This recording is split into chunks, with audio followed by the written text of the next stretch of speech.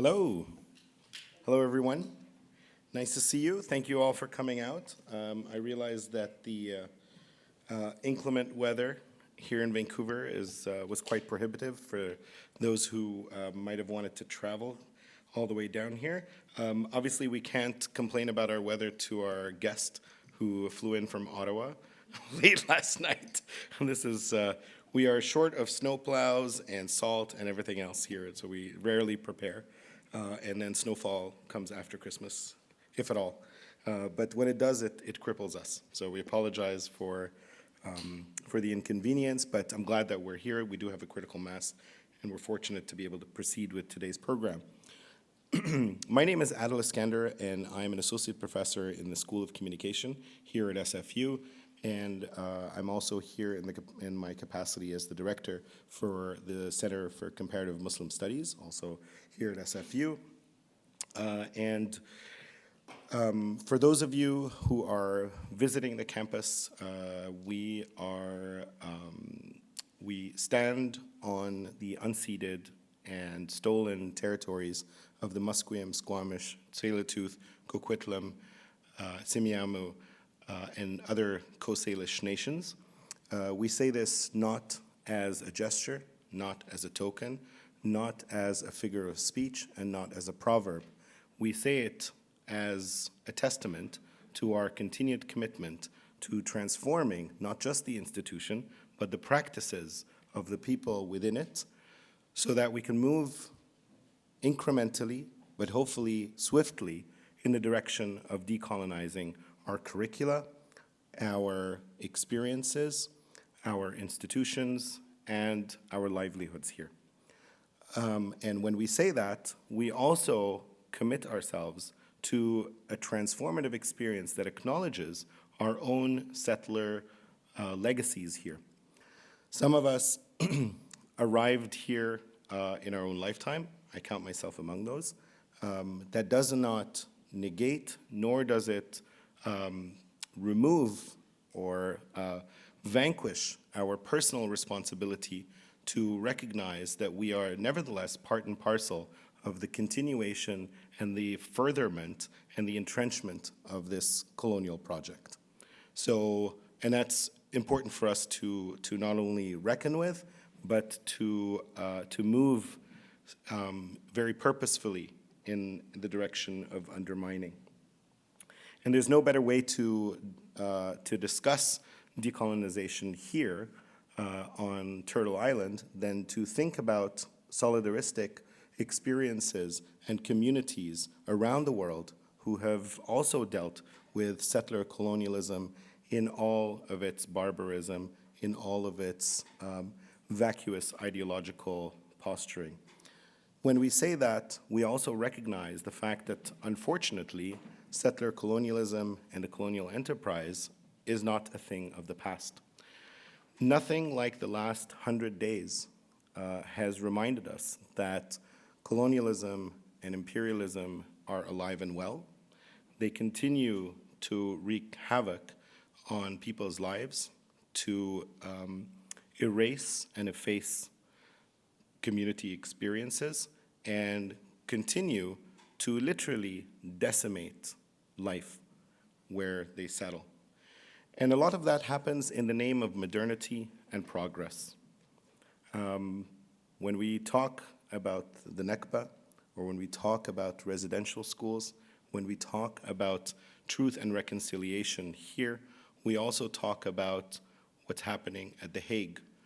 We are currently having an open public discourse and discussion about the future, not just of communities in Gaza, but of our own communities. Who are we in this world? What does it mean for there to be international law? What does it mean for us to be human, after all? What does it mean for us to be in alliance with and in support with fellow human beings outside the parameters of identitarian politics?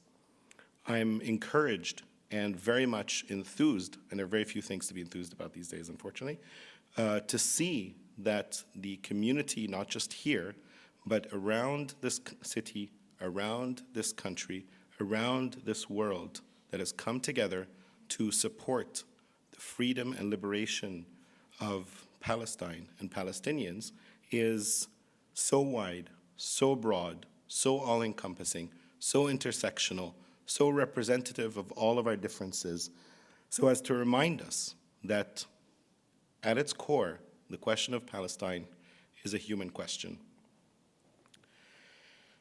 It is my distinct pleasure today to introduce the program that we have.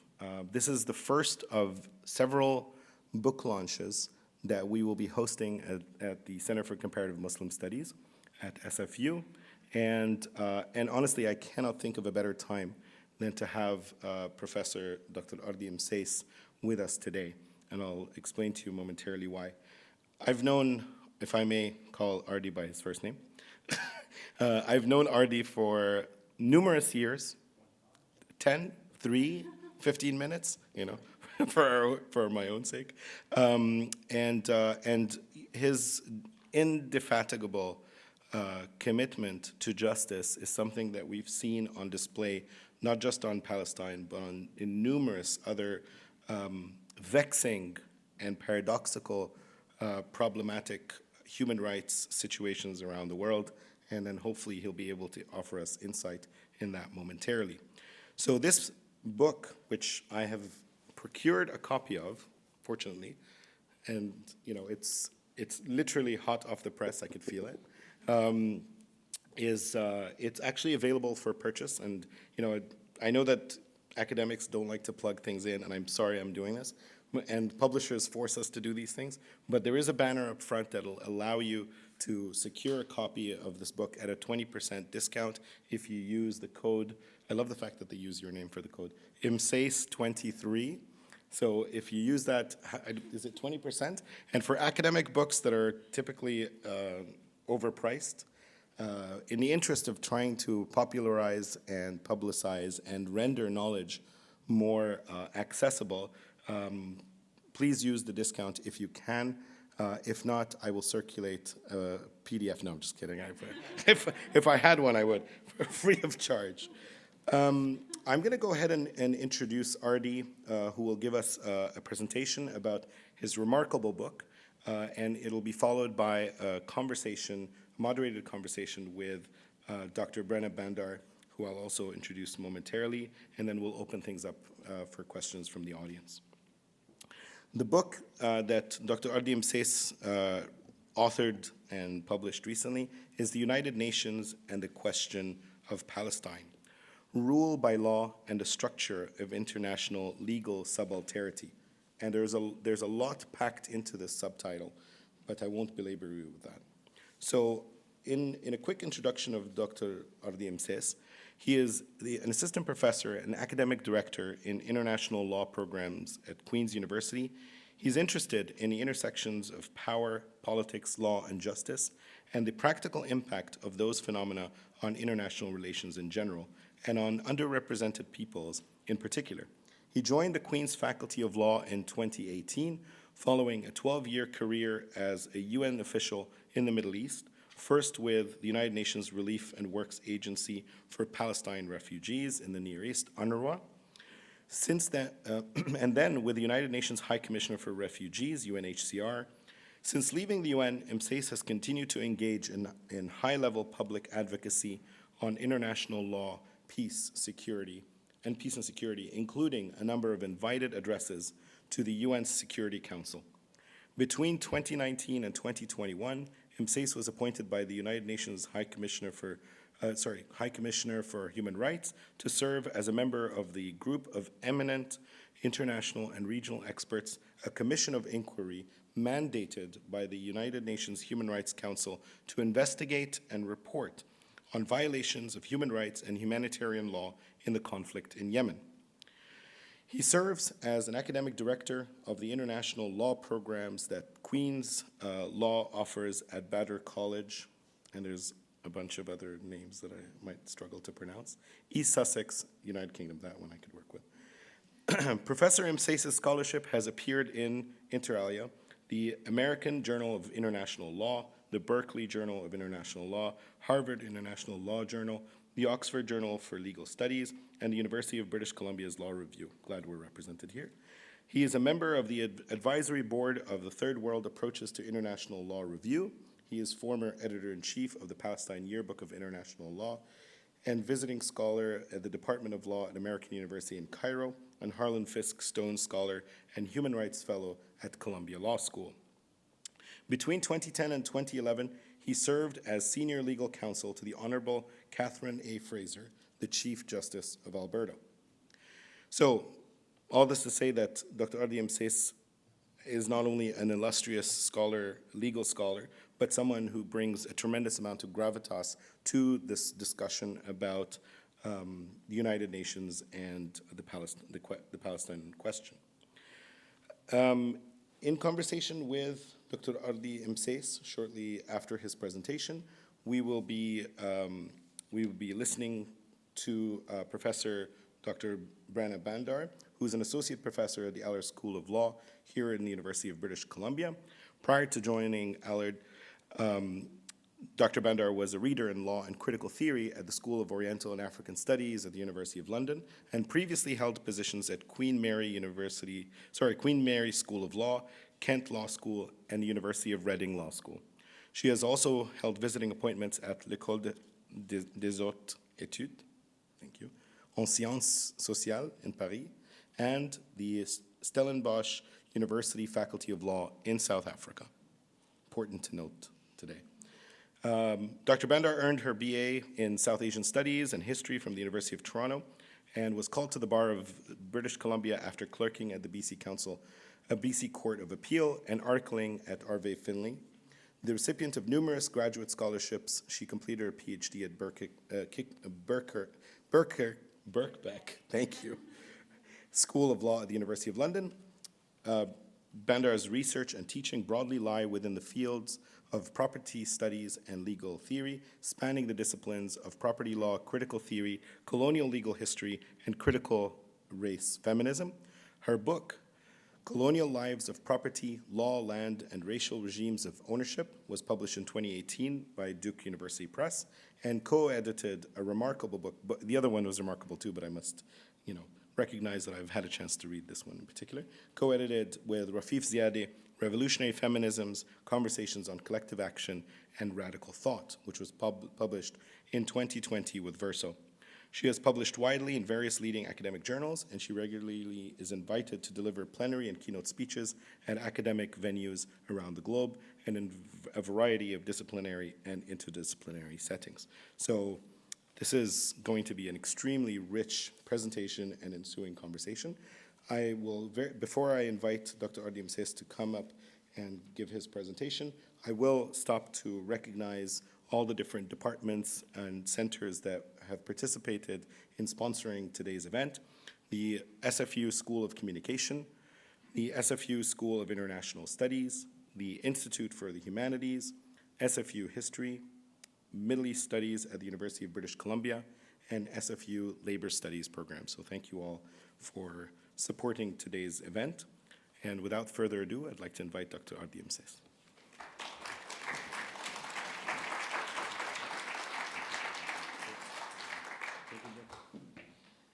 Well, that was unduly long, but I should like to thank my dear old friend Adil for really making it very, very kind. This is the very first book talk that I give in a book tour that, at least over the next 3 months, will take me across North America, and every week, midweek, back to Queen's Law School where I teach. So there'll be a lot of travel. But I'm delighted to start here, in particular because of my relationship with Adil. I recall when I was in law school at Dalhousie in 1999 when we met, he was but a young, impressionable undergrad, and now he's soared to great, great heights. He is a great friend, a comrade in arms. Thank you, Adil. Thank you to SFU and all friends here in Vancouver for inviting me. Brenna, you as well. I begin with the painfully obvious. It is a gross understatement to say that things in Palestine have gone from bad to worse. It is useful to recount the following observations of a senior United Nations official tasked with addressing the situation. According to this official, quote, "The conclusion is inescapable that at some juncture, vital decisions will have to be taken if a peaceful settlement is to be achieved," end quote. That, quote, "an indispensable condition to the settlement of the problem is the cessation of hostilities," end quote. That, quote, "as a result of the hostilities in Palestine, an alarming number of persons have been displaced from their homes, including through panic created by fighting, by rumors concerning real or alleged acts of terrorism or expulsion, and that, quote, it would be an offense against the principles of elemental justice if these innocent victims of the conflict were denied their right to return to their homes," end quote. Given the sheer scale of the calamity now befalling the people of Gaza, over 23,000 killed, two-thirds of whom women and children, over 8,000 presumed dead and under the rubble, over 58,000 injured, and 1.9 million forcibly transferred, that's 85% of the population of the territory, and subjected to starvation as a method of war, one would be forgiven for attributing these quoted statements to the present United Nations Secretary General, Antonio Guterres. The fact is, ladies and gentlemen, Mr. Guterres did not utter these words. These words were actually written on 16 September 1948 by Count Folke Bernadotte, the then United Nations mediator for Palestine. As the saying goes, the more things change, the more things remain the same. Bernadotte's statements were made at the height of the first Palestinian Nakba, during which between 750,000 and 900,000 indigenous Palestinian Arabs were exiled from their homes in what became the State of Israel during the 1948 war. It remains something of a mystery to me today that for all of the media attention now focused on what tens of independent UN special rapporteurs and members of UN working groups have called a genocide in Gaza, it is rarely, if ever, mentioned that almost 80% of its population are not from Gaza. They are themselves 1948 refugees or their descendants, and that, according to the UN, they have the right under international law to return to their homes and lands in what is now Israel, and that the only reason they've been denied this right by Israel is because of who they are. Before becoming a professor of international law, I spent 12 years as a UN official, as Adil reminded you, in occupied Palestine, 4 years of which were spent at UNRWA headquarters in Gaza City. And during this time, nary a minute passed where the limits of international law and UN action was not bitterly made clear to me. In 2014, I retreated to the academy in the hope that with physical distance and time, I might be able to make better sense of it all. The book that is the subject of today's launch is the result of that multi-year effort. To my knowledge, it is the first book of its kind, offering, among other things, a critical legal history of how the UN has managed what is the longest-running geopolitical problem on its agenda. So the book's starting point is the widely held representation that the UN is the standard bearer of the rules-based international legal order. Based upon a close examination of the UN record, however, I have attempted to interrogate this received wisdom by demonstrating that there exists a vacillating gulf between what international law requires and what the UN has actually done. The forms of this gulf have varied. They include both actions and omissions. They cover a variety of subsets of international law in practice, and they span an unusually long period of time. And despite the breadth and expanse of this sordid story, it is marked by a singular experience of Palestine and its people. To have been consigned to a seemingly permanent state of deprivation and disenfranchisement in the international legal order. The main claim of the book is that key legal texts and moments in the United Nations record demonstrate that Palestine and its people have historically suffered the effects of a long-range condition that I call international legal subalternity. Forgive me, it's a rather clunky term, I readily admit. But the principal attribute of international legal subalternity is that those subjected to it are continually presented with the promise of a more just and equitable future through the application of international law, bolstered by the unrivaled political promise and the political legitimacy of the purveyor of that promise being the United Nations. And yet, despite the lengths to which such groups go in reliance on that promise, its realization is perpetually kept out of reach, in one form or another, through the actions of the very same United Nations making that promise. And that United Nations all too often either does not pay sufficient heed to the full array of international law precepts or completely overlooks them in practice. What brings the international legal subalternity, therefore, into sharp relief is the clash one is able to trace over time between the international rule of law with what I call the international rule by law. On the one hand, the international rule of law is ostensibly based on the universal application of international law without regard to the power or station of those subject to it. On the other hand, the international rule by law is rooted in the cynical use, abuse, or selective application of international legal norms by hegemonic actors under a claim of democratic rights-based liberalism, but with the effect of perpetuating inequity between them and their subaltern opposites. By juxtaposing the international rule of law against the international rule by law, one is better able to understand the nature of international legal subalternity as a constant condition, a permanent condition on the international legal plane, and does not only attach to the Palestinians or the Palestinian people or the state of Palestine, but can easily be seen through other subaltern groups, women, refugees, non-self-governing groups.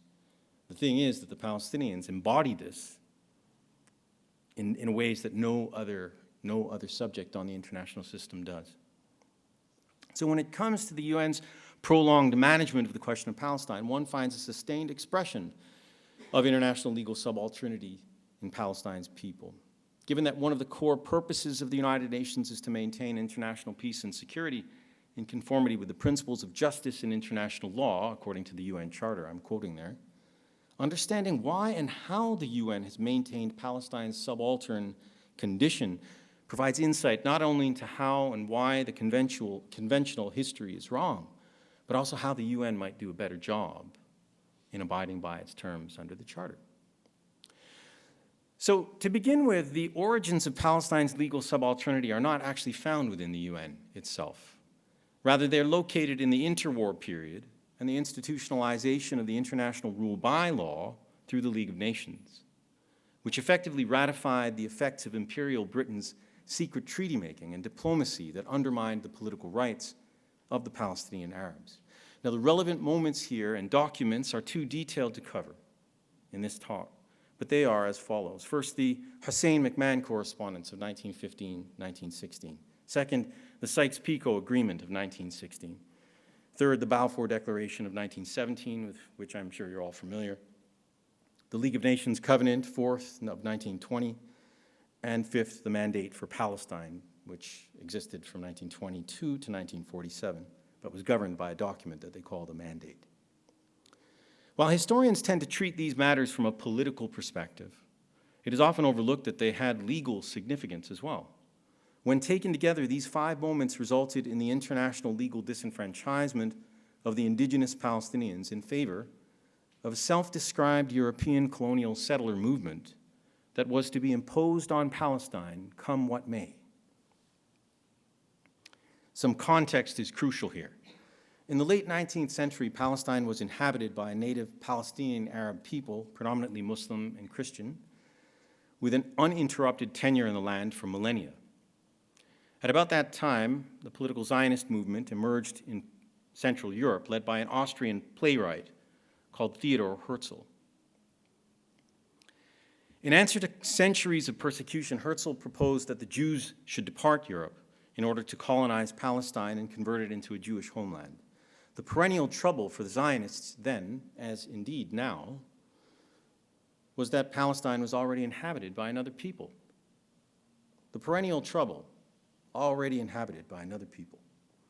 While the long story of settler colonial displacement and replacement is well trodden in the literature on Palestine, what is often left out is the role of law in it all. For Herzl and his followers, law was no less an important colonizing tool as acquisition of actual material resources, land and all of that, as evidenced from the program that the Zionists adopted at the First Zionist Congress in 1897 at Basel. For them, the colonization effort could not be complete without achieving recognition of their right to do so as a matter of international law, what was then called public law. Their civilizing mission fit well into the international legal order of the day.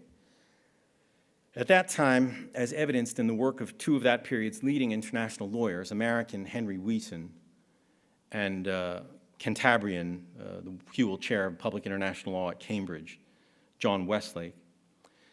In their view, that order was rooted in an unabashed Eurocentricity that held non-Europeans to be uncivilized and therefore unworthy of rights and standing in the legal system.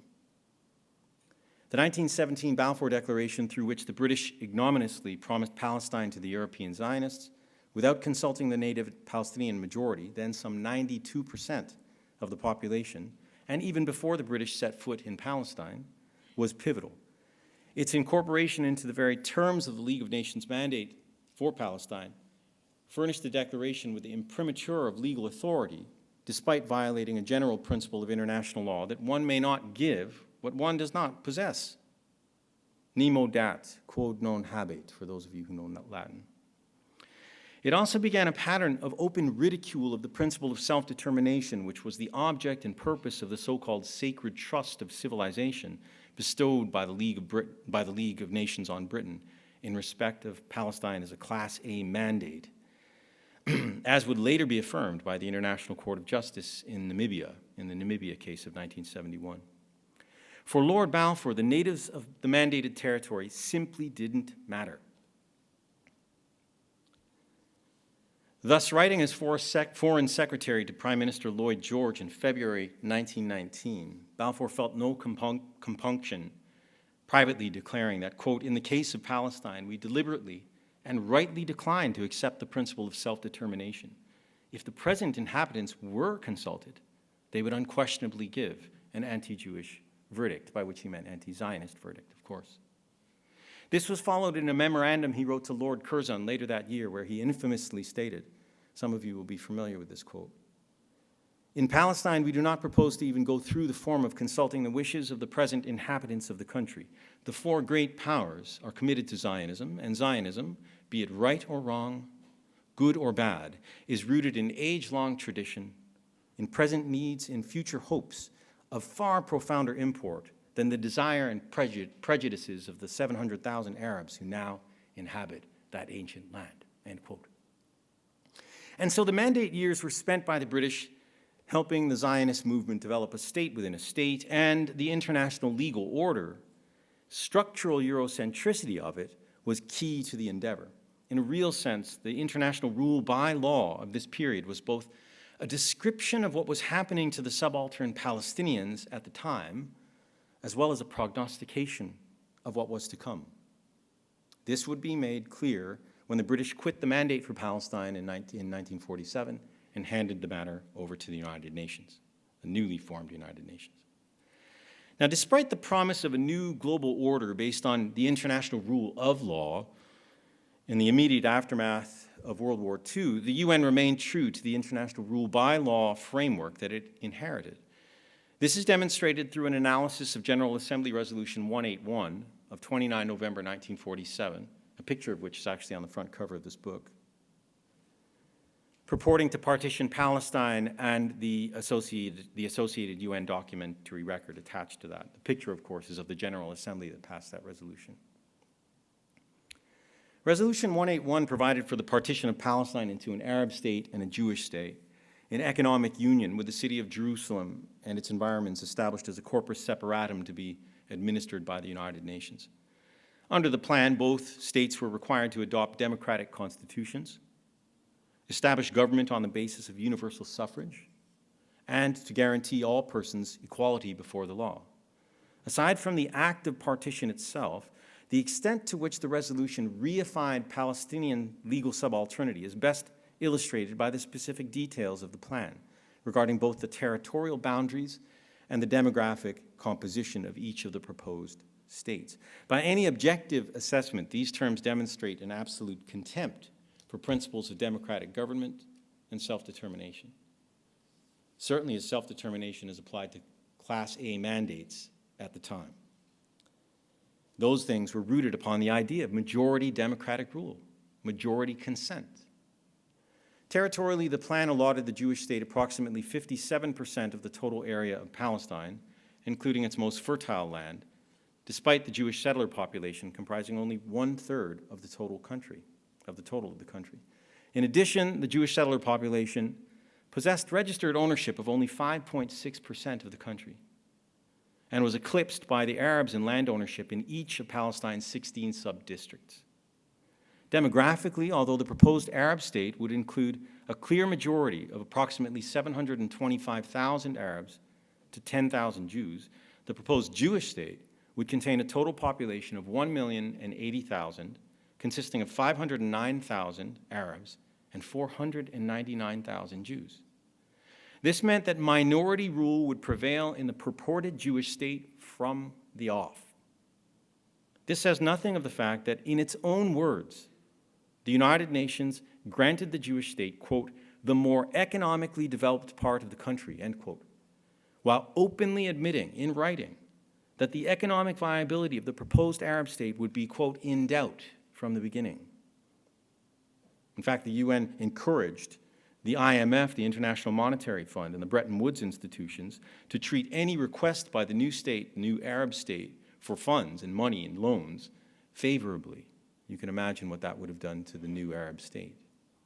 Putting it kindly, Resolution 181 was a glaring anomaly under prevailing international law. The sacred trust principles folded into the UN Charter via the League of Nations Covenant, coupled with the British satisfaction of its obligations vis-à-vis the Jewish national home, which had by then been fulfilled according to a British white paper of 1939, meant that only two courses of action were legally open to the Assembly at the time. The first course of action was immediate independence of the whole of Palestine in line with the wishes of the majority of its inhabitants. The second was the establishment of a UN trusteeship. In either case, partition would never be legal without the freely expressed consent of the governed. And in Palestine, the vast majority of the population outright refused it as an abomination of international law and their right to self-determination vis-à-vis the European settlers in their midst. Examination of the UN record in the form of the public and private meetings and report of the United Nations Special Committee for Palestine, as well as the General Assembly debates that followed, demonstrates that partition was not based on these legal considerations. Rather, it was driven by hegemonic European interests and the states and their settler colonial affiliates. Despite claims to the contrary of some contemporary scholars, the UN record reveals that the declared goal of these states, the European states, was to rectify Europe's centuries-old Jewish question in the wake of the Holocaust, and to do so at the expense of the innocent third-party Palestinians. A close reading of the UNSCOP records, and UNSCOP was at the heart of studying what to do with Palestine, and they were the ones, the majority of UNSCOP, made the recommendation to the General Assembly to partition. So a close reading of their records reveals at least three factors that led the General Assembly to disregard the liberal international legal order then said to govern in favor of overriding European interests. The first is a bias in UNSCOP's composition and terms of reference. The second, a failure to sufficiently engage the indigenous Palestinian Arab leadership represented through the Arab Higher Committee. And third, its contempt for principles of self-determination and democratic governance. Now, it's impossible for me to cover each of these in any depth here, but it is instructive to make brief note of the attitudes undergirding the last of these, namely the UN's contempt for principles of self-determination and democratic governance. For instance, in its majority report recommending partition to the Assembly, UNSCOP expressly notes as follows, quote, with regard to the principle of self-determination, although international recognition was extended to this principle at the end of the First World War, and it was adhered to with regard to the other Arab territories, at the time of the creation of the Class A mandates, that's Syria, Lebanon, Iraq, and so on, it was not applied to Palestine, obviously because the intention to make possible the creation of the Jewish state, the Jewish national home there, forgive me. Actually, it may well be said that the Jewish national home and the sui generis mandate, the unique nature of the mandate for Palestine, run counter to that principle, run counter to the principle of self-determination of peoples. Astoundingly, none of this gave the UNSCOP majority any reason for pause. Likewise, an even more animated rationale came from Ambassador Jorge Garcia Granados, permanent representative of Guatemala to the United Nations, and a member of the UNSCOP majority. In urging members of the General Assembly to support the plan of partition, he unabashedly asserted on 10 October 1947 in the UN record that, quote, Palestine was no more Arab than certain Spanish countries of Latin America were Indian. The Jews had made a pleasant and healthy country out of a land in which a sparse and rachitic population had merely vegetated. It was incomprehensible that the Arabs should adduce their numerical superiority as an argument.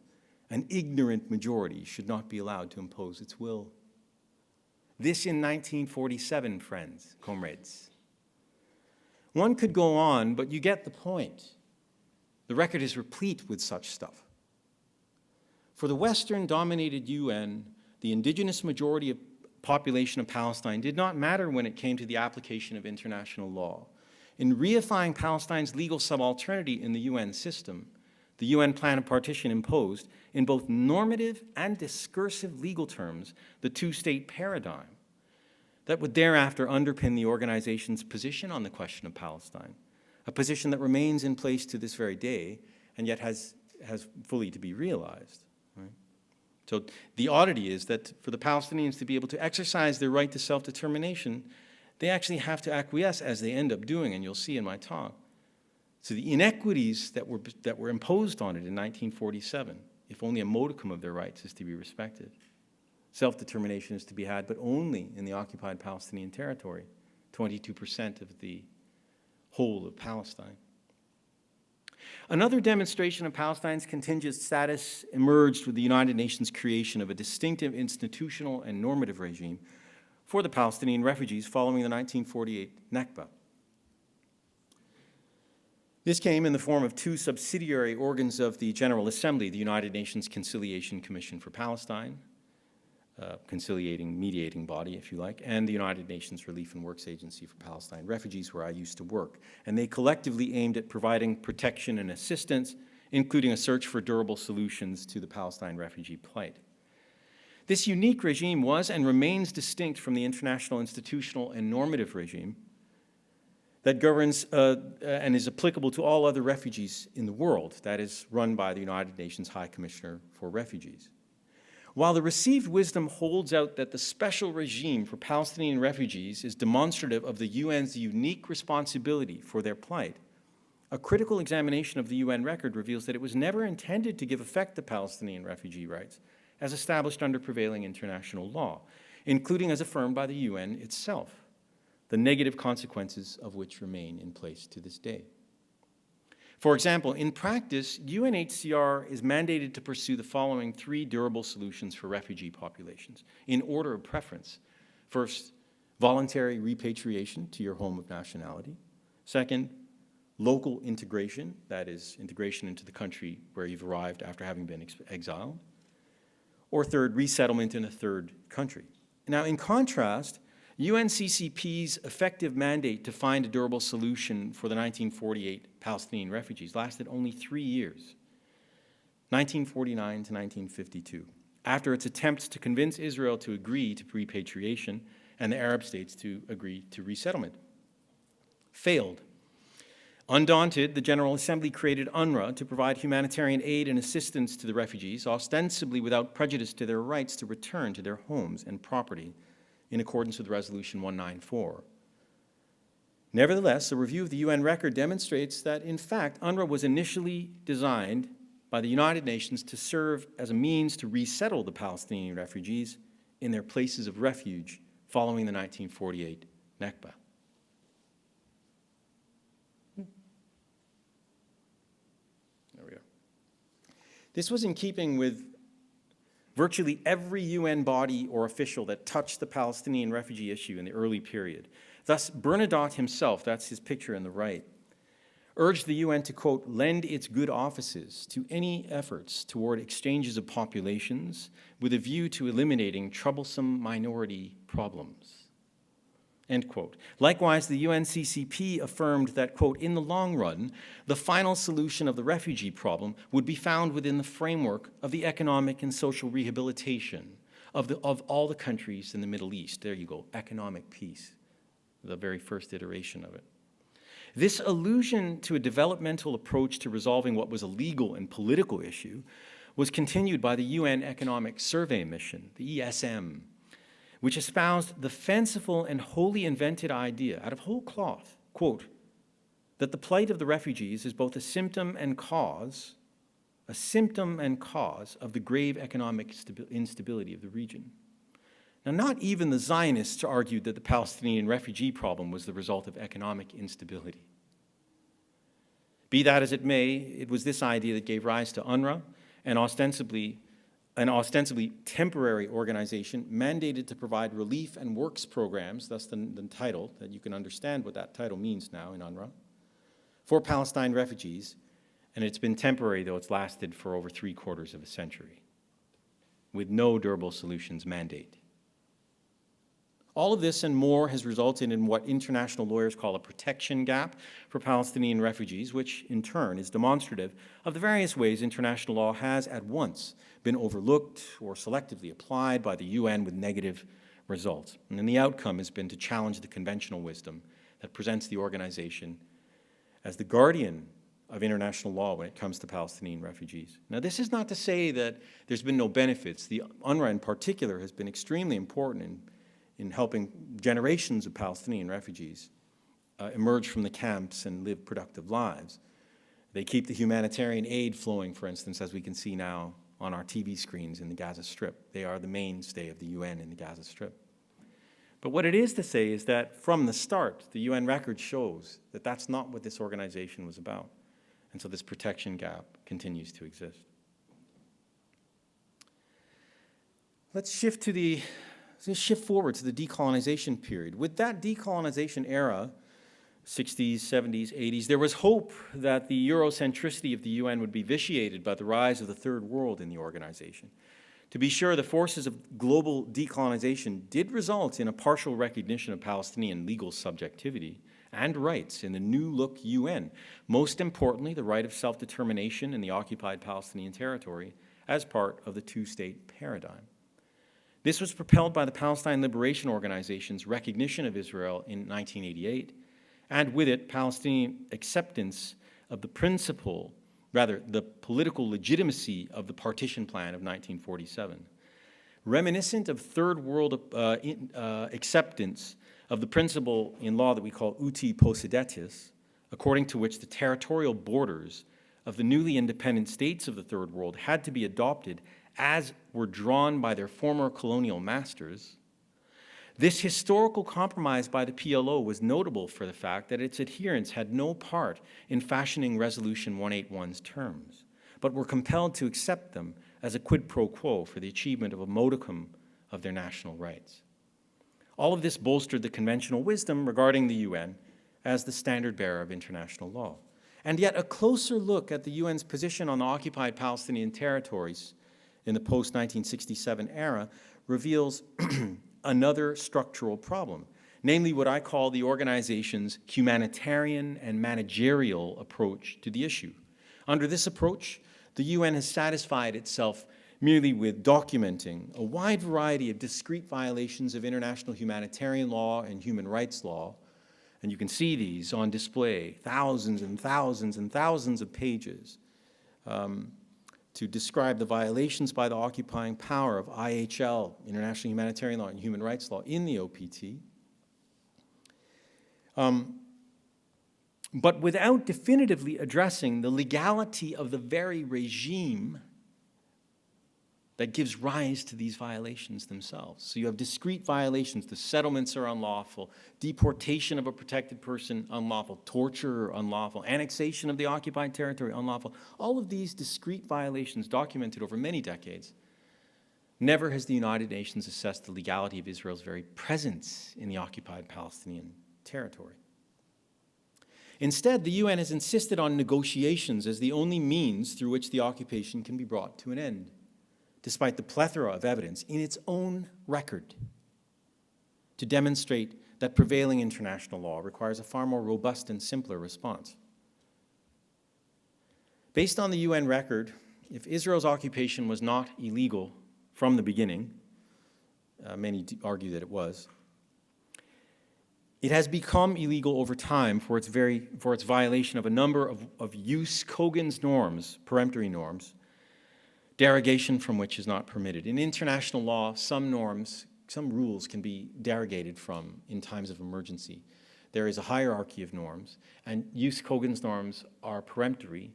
You can never derogate from them for any reason. The prohibition on genocide is one such thing, and you would have heard, if you were watching the presentations made by the South Africans today, reference to jus cogens, as genocide as a jus cogens. So the jus cogens norms that are violated by the occupation, based on the UN record, are threefold: the inadmissibility of the acquisition of territory through the threat or use of force; second, the obligation to respect the right of peoples to self-determination; and third, the obligation to refrain from imposing racial discrimination and apartheid. As such, Israel's occupation of the OPT has become an internationally wrongful act, as we call it in international law, which, according to the law on state responsibility, a second sort of subsidiary body of law,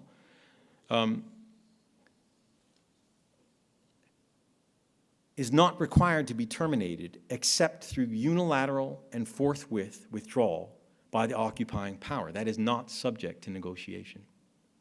By making withdrawals contingent on negotiation between an occupying power that the UN record itself demonstrates has manifestly been acting in bad faith for 56 years, and an occupied population held captive by it, the organization is not only violating prevailing international law on state responsibility, but it is also undermining its own stated goal of establishing peace between two states in the former Mandate of Palestine. It has thereby made the realization of Palestinian rights repeatedly reaffirmed by it during the decolonization era impossible to achieve. In an interesting development, on the 30th of December last year, 2022, the General Assembly of the United Nations passed Resolution 77/246, which I helped draft, actually, placing the question of the legal status of Israel's temporary 56-year occupation of the occupied Palestinian territory before the International Court of Justice. These advisory opinion proceedings constitute an example of the subaltern class making counter-hegemonic use of prevailing law to press up against this hegemony. I'm very pleased to say that I'm a member of the Palestinian legal team in that case, and we begin our hearings in The Hague on the 19th of February.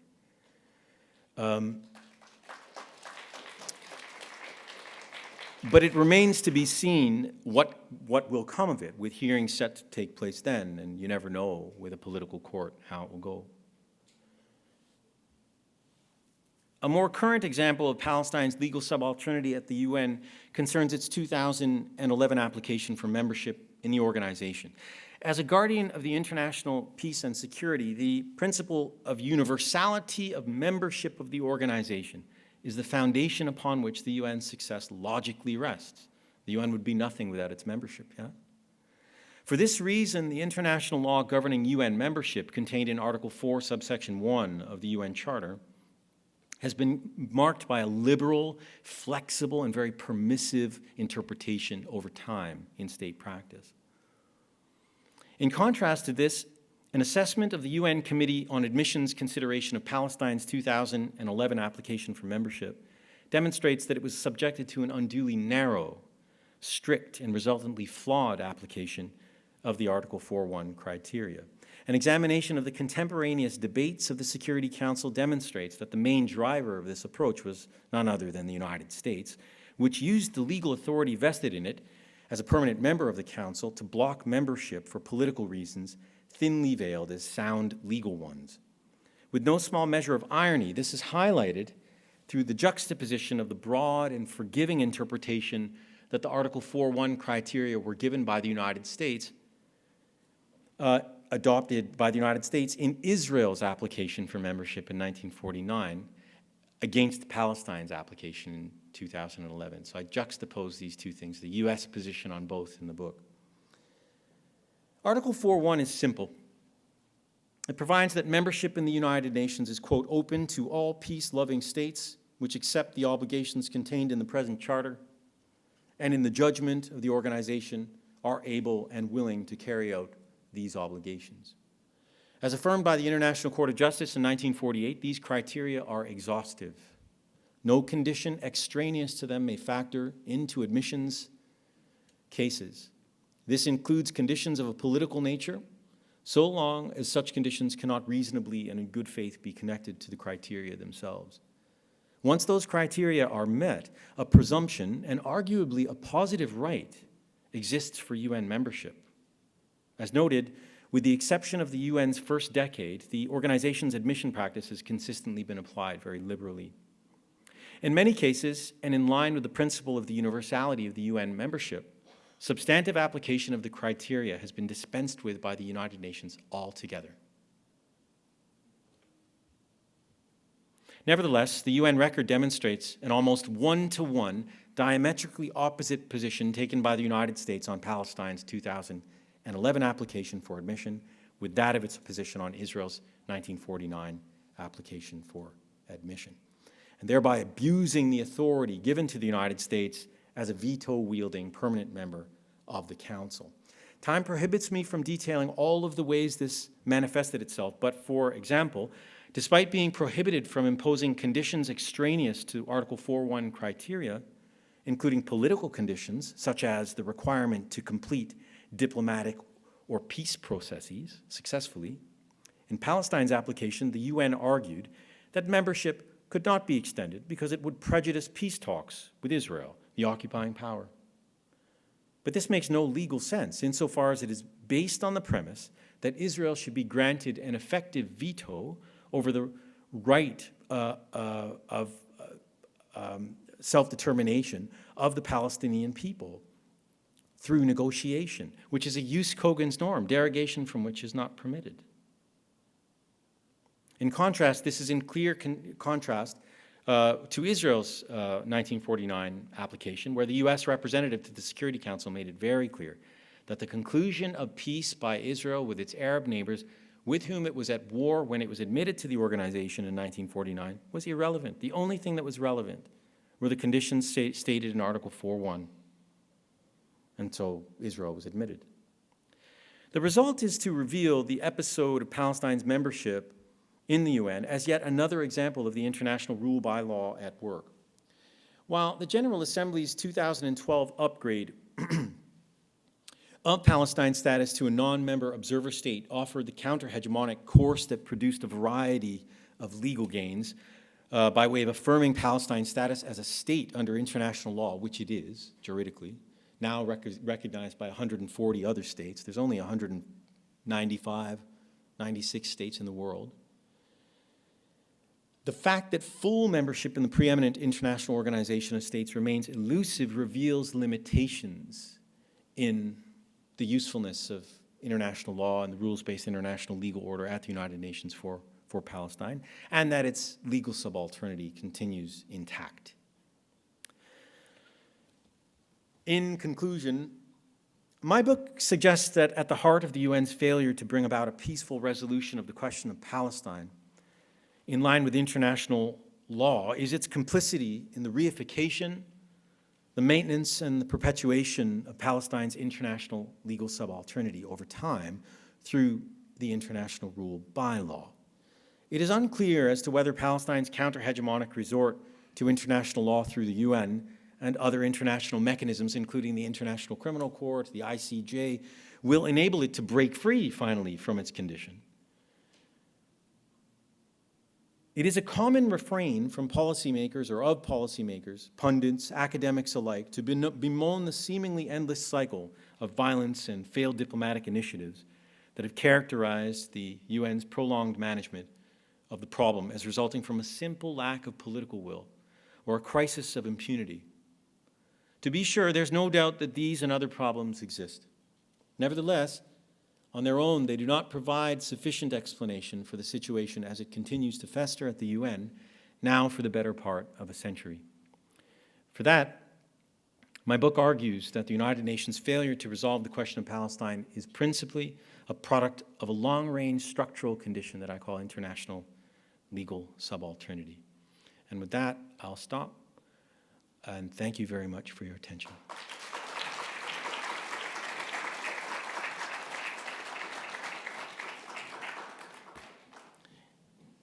Incidentally, for what it's worth, after Brenna responds and we engage in chat, I'm happy to take any question on international law, including on Palestine, as it happens. Thank you. I'm not going to sit too long. Yeah. Oh, I can sit and maybe I'll sit. Yeah, that's right. Yeah. You can tell I'm a bit of a rookie at this, so I'll sit here. Not at all.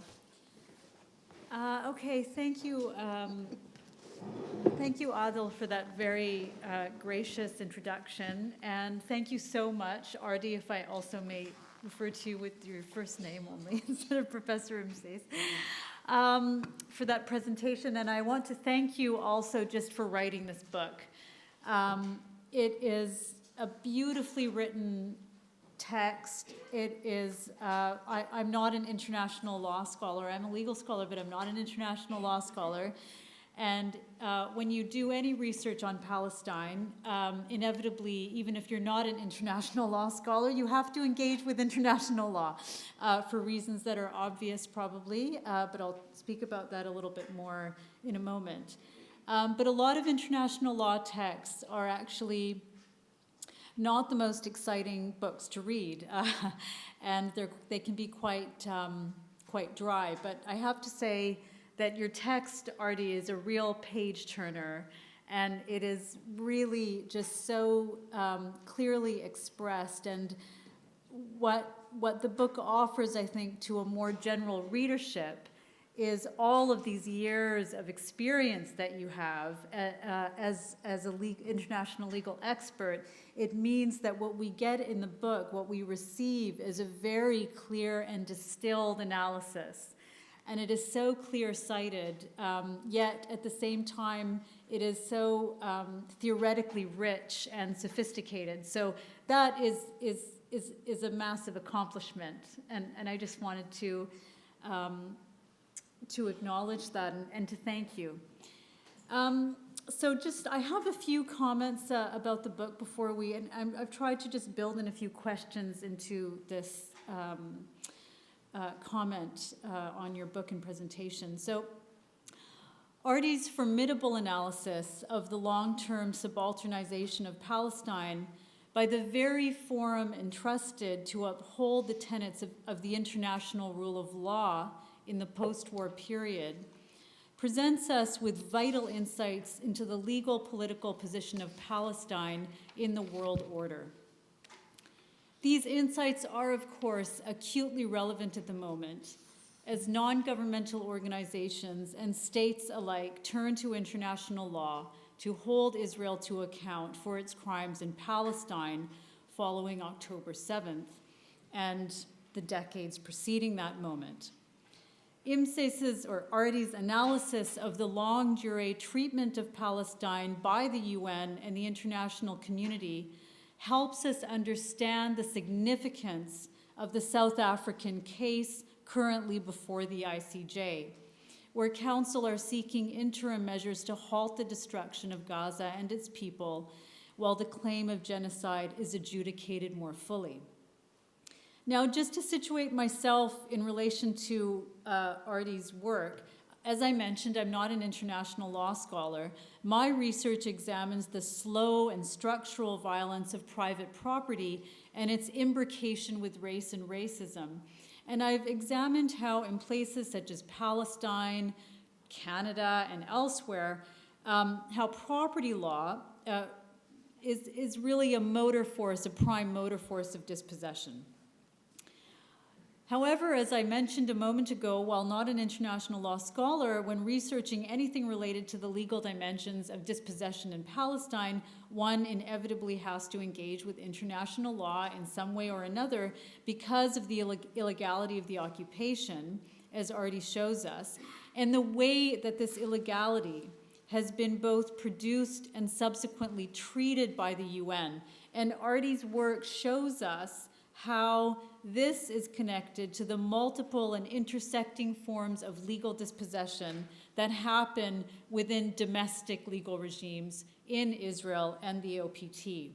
And what we begin to see is that from any point of departure, legally speaking, the legal regime that has developed has uniform objectives. So whether we're looking at military law, municipal planning law, criminal law, the international legal regime, what we see is that the objectives are essentially the same: to dispossess Palestinians of their land, to produce Palestinians as permanent refugee populations.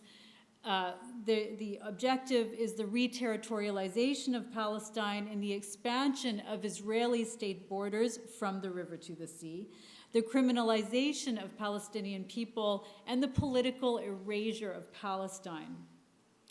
Now, international law is deeply paradoxical. It has immense power.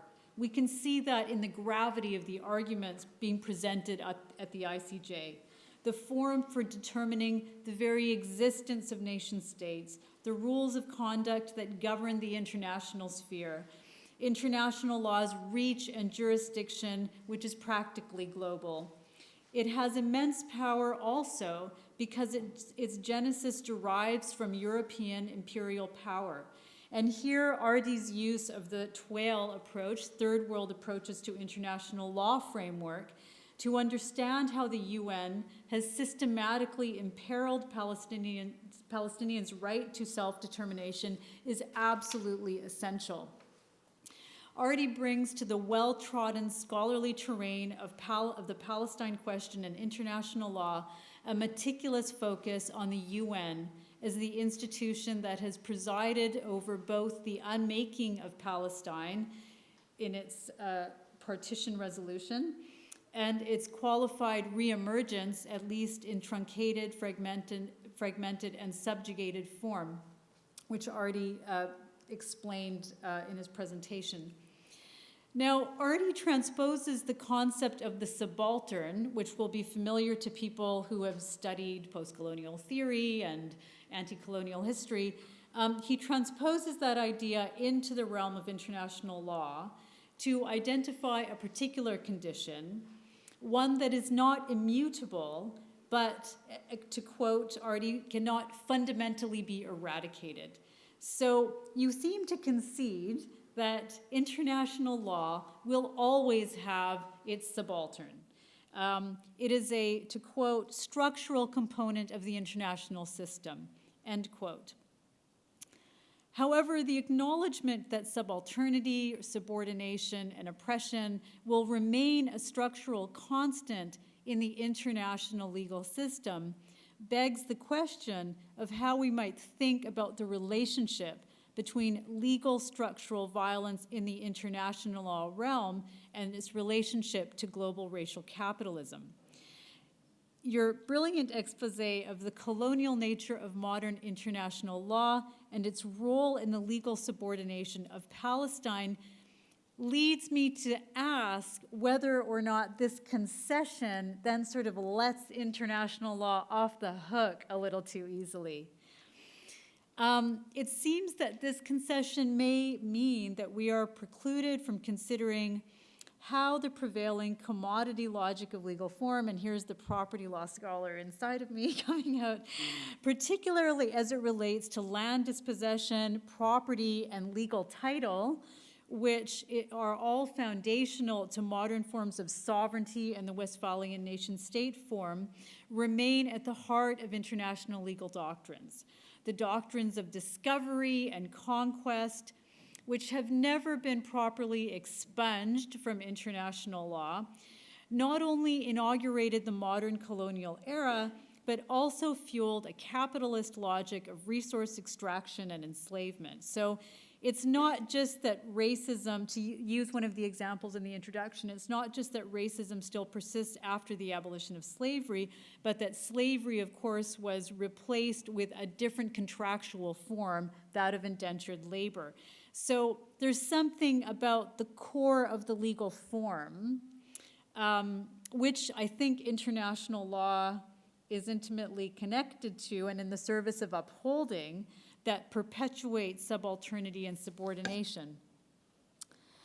In a chapter that is absolutely essential reading for anyone seeking to understand the current moment in Palestine, Ardi shows how partition was far from inevitable.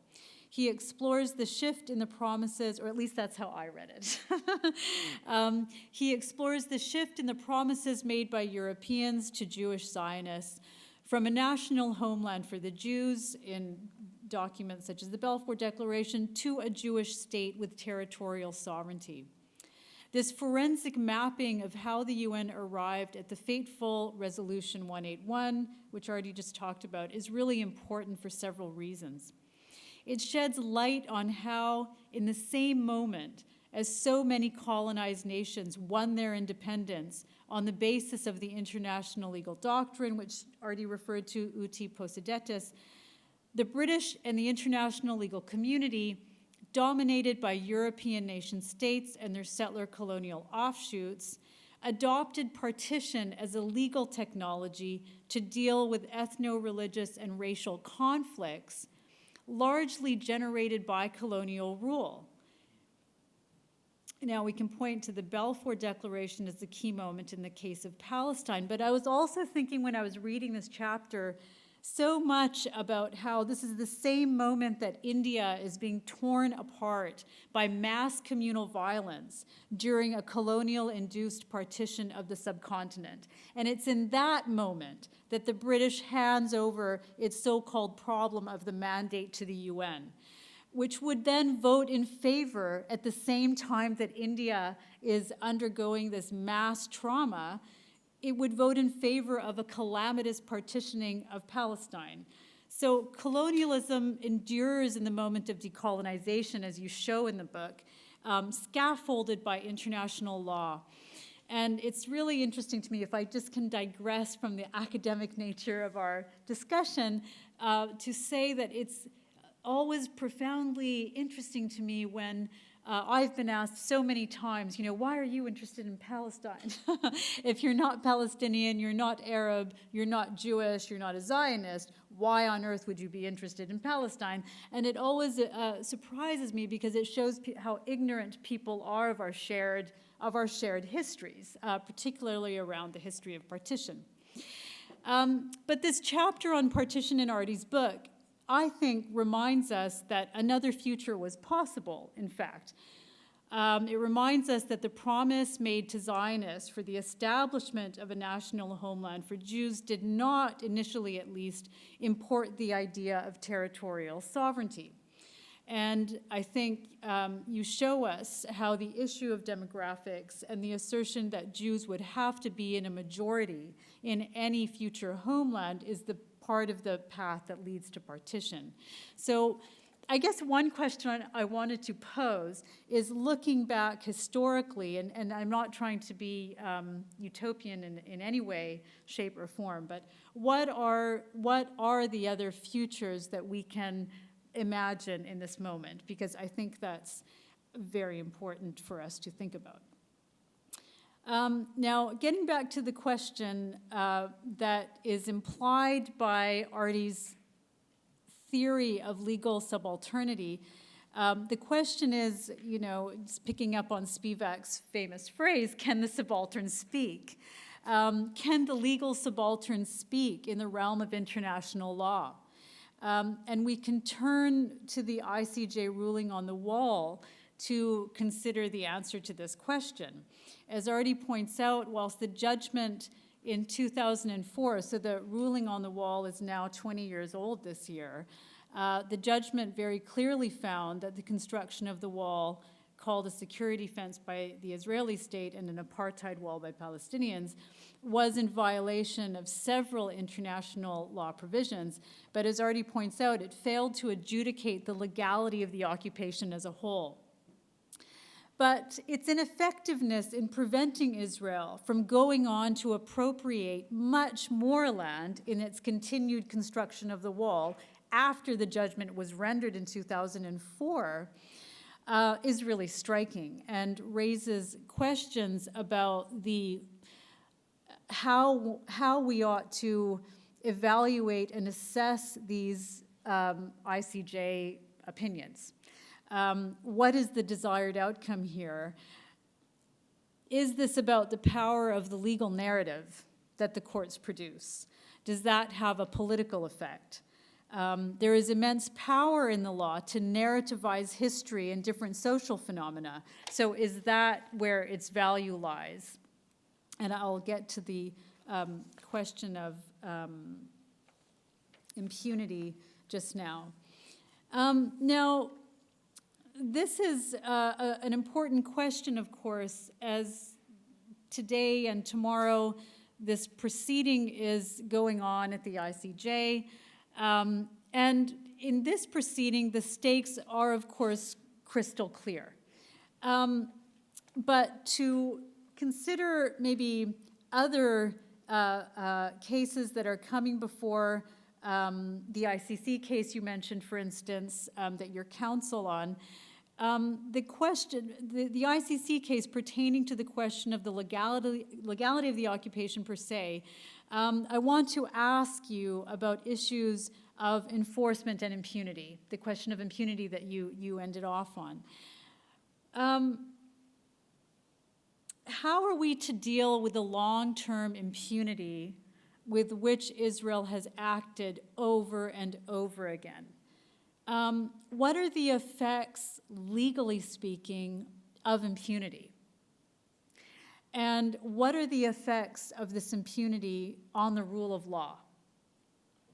So I want to conclude my comments there with a few questions for Ardi. And again, I want to thank you very much, Ardi, for this fantastic book.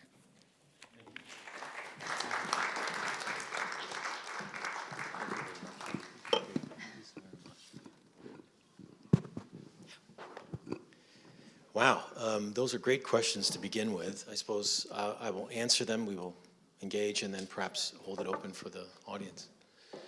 Thank you, first of all, for your very considered read of the book and your kind assessment of it. That's always nice. It is, in fact, the first assessment that anybody has given me of the book, so thank you. Yeah. The questions you pose are extremely important. A bit of a correction. I'm on the ICJ case, not the ICC. Yeah, so I'll explain all. That's fine. Yeah, that's perfectly all right. I wish it were the ICC case. After all, the Office of the Prosecutor has been sitting on his hands, and we believe that he is being politicized and has been compromised. So, yeah, at any rate, that's another matter. The first question, what kind of futures were possible or are possible in Israel-Palestine? I've thought a great deal about this, as I'm sure many of you have. I think there are four. And I'm certain that you would have thought about these at some stage or another. The status quo is an apartheid regime. That's option one on both sides of the Green Line. And I think the consensus now is civil society, most international lawyers of any repute that look at the question cannot but conclude that there is apartheid as defined in the Apartheid Convention or the Rome Statute of the International Criminal Court taking place on both sides of the Green Line. There are some debates as to whether or not on the inside of the Green Line, on the Israeli side, that it's happening, but it is there. And in fact, it's put before the court in the case that I'm on, and I'll talk about that as well. So that's option one. Option two is a two-state solution, a proper sort of application of the inequitable imposition done on the Palestinian people by the General Assembly in 47 rather. That is inequitable because the Palestinians have in good faith engaged in what they call the historic compromise of 1988, where they ceded 78% of their historical patrimony. Under the partition plan, they had a whole lot more territory than they do today in the occupied Palestinian territory. That amounts to only 22% of the historical patrimony of the Palestinian people. So the historical compromise was made in 1988 at Algiers by Yasser Arafat and They've been on that for about 30 years or so, 40 years, and great promise, but no real action. It's been a slow roll to try and establish facts on the ground through the Palestinian Authority and the World Bank and all of that. But, and even now there's a Palestinian state that is a juridical entity. A lot of people, especially in civil society, take great exception to that. They find that to be somewhat of a Faustian bargain. Why ever would you hold yourself out as a state when in fact you're not, they say. But I think they miss something. They're actually right, materially. The state is under the complete control of the iron fist of the occupying power and the fascists that run it in Tel Aviv. But at the same time, it must never be forgotten that at international law, juridical facts exist. They're not material ones. And in this case, the juridical fact of the Palestinian state, the territorial unit being the occupied Palestinian territory, matters because what that does is it affirms a number of things in law that have real substantial impact. One, that the territory is occupied, and a corollary of occupied status of a territory is that the occupying power can never be sovereign in occupied territory, ever. Just like Russia is an occupying power in Ukraine, it can never be sovereign in Ukraine. That is sovereign Ukrainian territory. The same is true in the occupied Palestinian territory. Palestinian people are recognized by the UN as a juridical people. And one corollary of that is that as juridical people, they have a right to self-determination, external self-determination to the exclusion of all other people in their own state.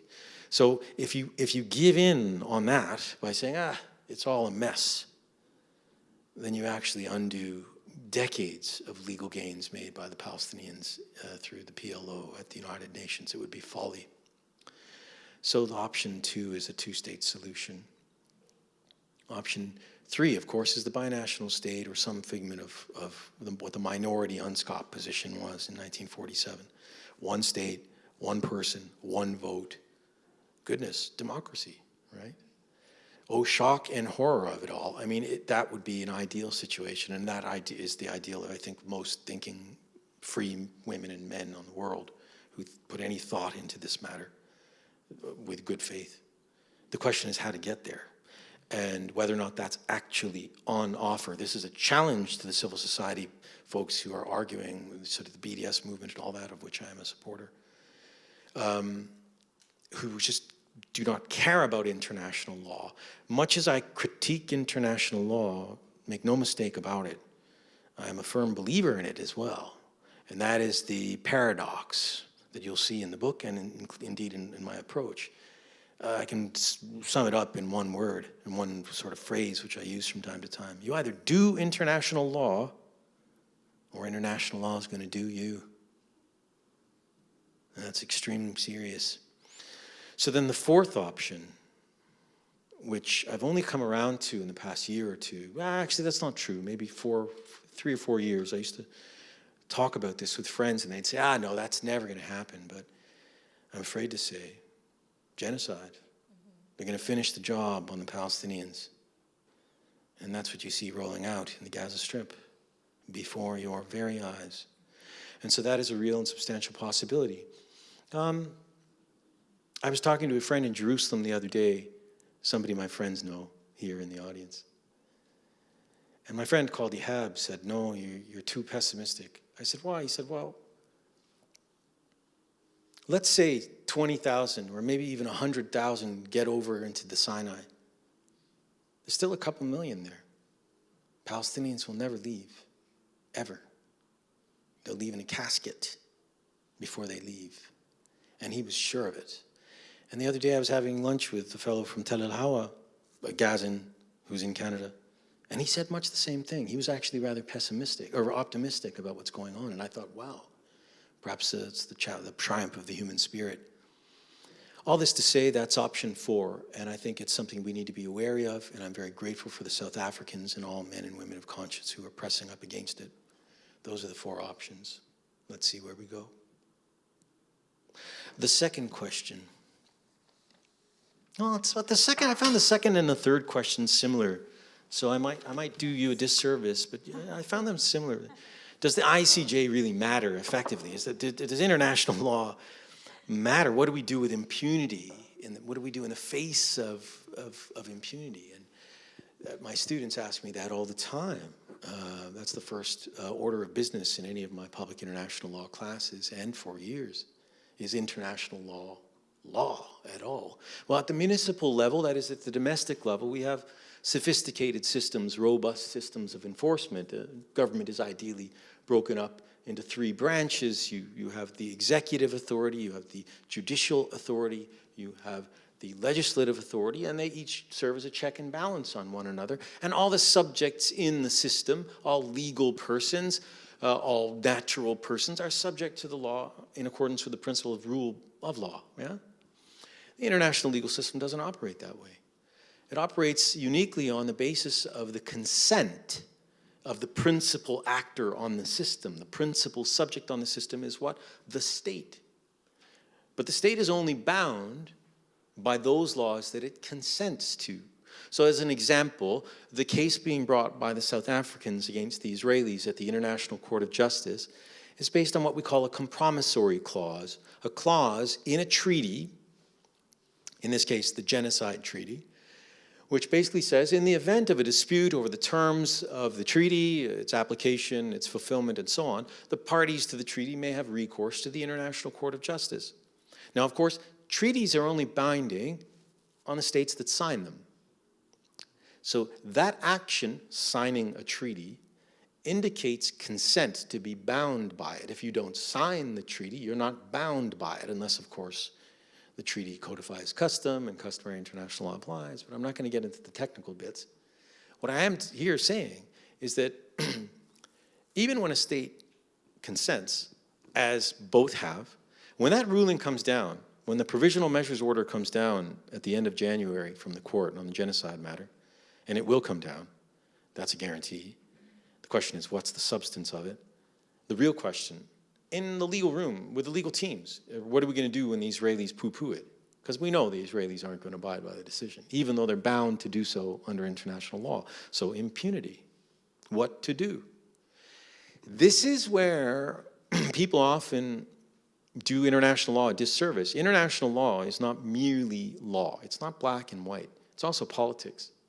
And so you were quite right in your comments, Brennan, if I might, when you suggested that in the face of the impunity, that doesn't mean the fight is over. When international law offers a discourse of legitimacy, whether we like it or not, and you can see that in all walks of life of international law.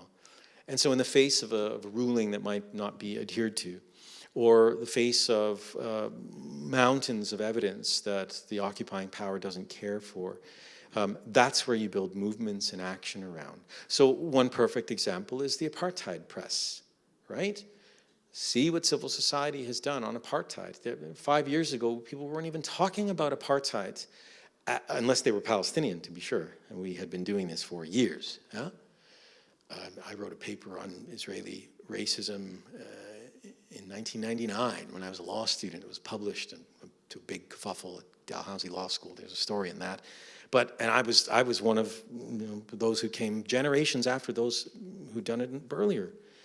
But a whole civil society movement has been built up around the apartheid movement, knowing full well that the Israelis aren't going to abide by it. But it's to put pressure and to add and to deal with what Professor Falk, Richard Falk, calls the legitimacy war. And he's spot on there. So international law is a discourse. It's also rules. It's discursive. It's normative. It's politics. But you got to do it, or it'll do you. So I hope I've answered both of those things. Do you have, what do you think about what I've said? I mean, well, I think it's in this moment, of course, these discussions around international law quickly bleed into a political conversation, and so. We can see how, and one thing I was thinking of when I was reading the book and thinking about what kinds of commentary to make to provoke discussion is about the temporality of international law, which is, I think, somewhat different than the temporality of other forms of law, where we do expect there to be a legal reaction and maybe even a normative shift more quickly, after a judgment is rendered or after a piece of legislation is passed, right? It's much more immediate, whereas the temporality of international law is just so much longer. So all of this mounting evidence, and I could be completely wrong, but this moment, and given the egregiousness of what Israel is doing in this moment, it does feel, and many activists are saying that we need to keep pushing for a turning point now. And so when we think about the wall, the advisory opinion on the wall, it's 20 years old, didn't affect Israel's behavior, but on the other hand, we can see how it's added to this political arsenal, in order to delegitimize this Israeli state project. So I think that's one thing that comes to mind when we're having this discussion. There's still the question about political economy, I guess, that I was, it's difficult to maybe have that conversation in this moment, in such a crisis moment. But it's interesting that when we look at UN resolutions around Palestine, and we look at, this has really been publicized a lot over the last few months, but obviously this is something that is very decades long standing. It's interesting to see when there are resolutions pertaining to the extraction of natural resources in Palestine, to see the settler states, like Canada, continually voting against those resolutions, right, in the General Assembly. So there's something also about the political economy of the occupation of Palestine that puts Israel in, a very, well, the political economies are very different, but when it comes to extractivism and that being a core or a hallmark part of a settler colonial political economy, which requires a legal scaffolding, I guess I'm sort of curious about what that looks like in the international legal realm. Oh, well, it's a great question. Now I better understand the question, and you're absolutely right. There's no question that the question is a good one. So you see the patterns of behavior. So for those of you who do development, you'll know the difference between, or at least you would have studied, the developed, the developing, states, the difference between develop and developing, or third world states and others and so on. And that's a marked feature of the system. And that comes from the Bretton Woods institutions that were created after World War II and dominated by Washington and the Washington Consensus and the drive to basically mercantilize the world, right, and give people Western liberalism. It's no different. There's a pattern to it that is replicated, and I mentioned Westlake and Wheaton in the late 19th century. There was a time when legal rights would only be given to you in the international legal realm if you were Christian or European. This was the standard of civilization. And so the world was, in legal terms, split, divided between the civilized and the uncivilized. And you still have remnants of this in laws that exist today. See Article 38, subsection 1 of the Statute of the International Court of Justice, which restates the sources of international law.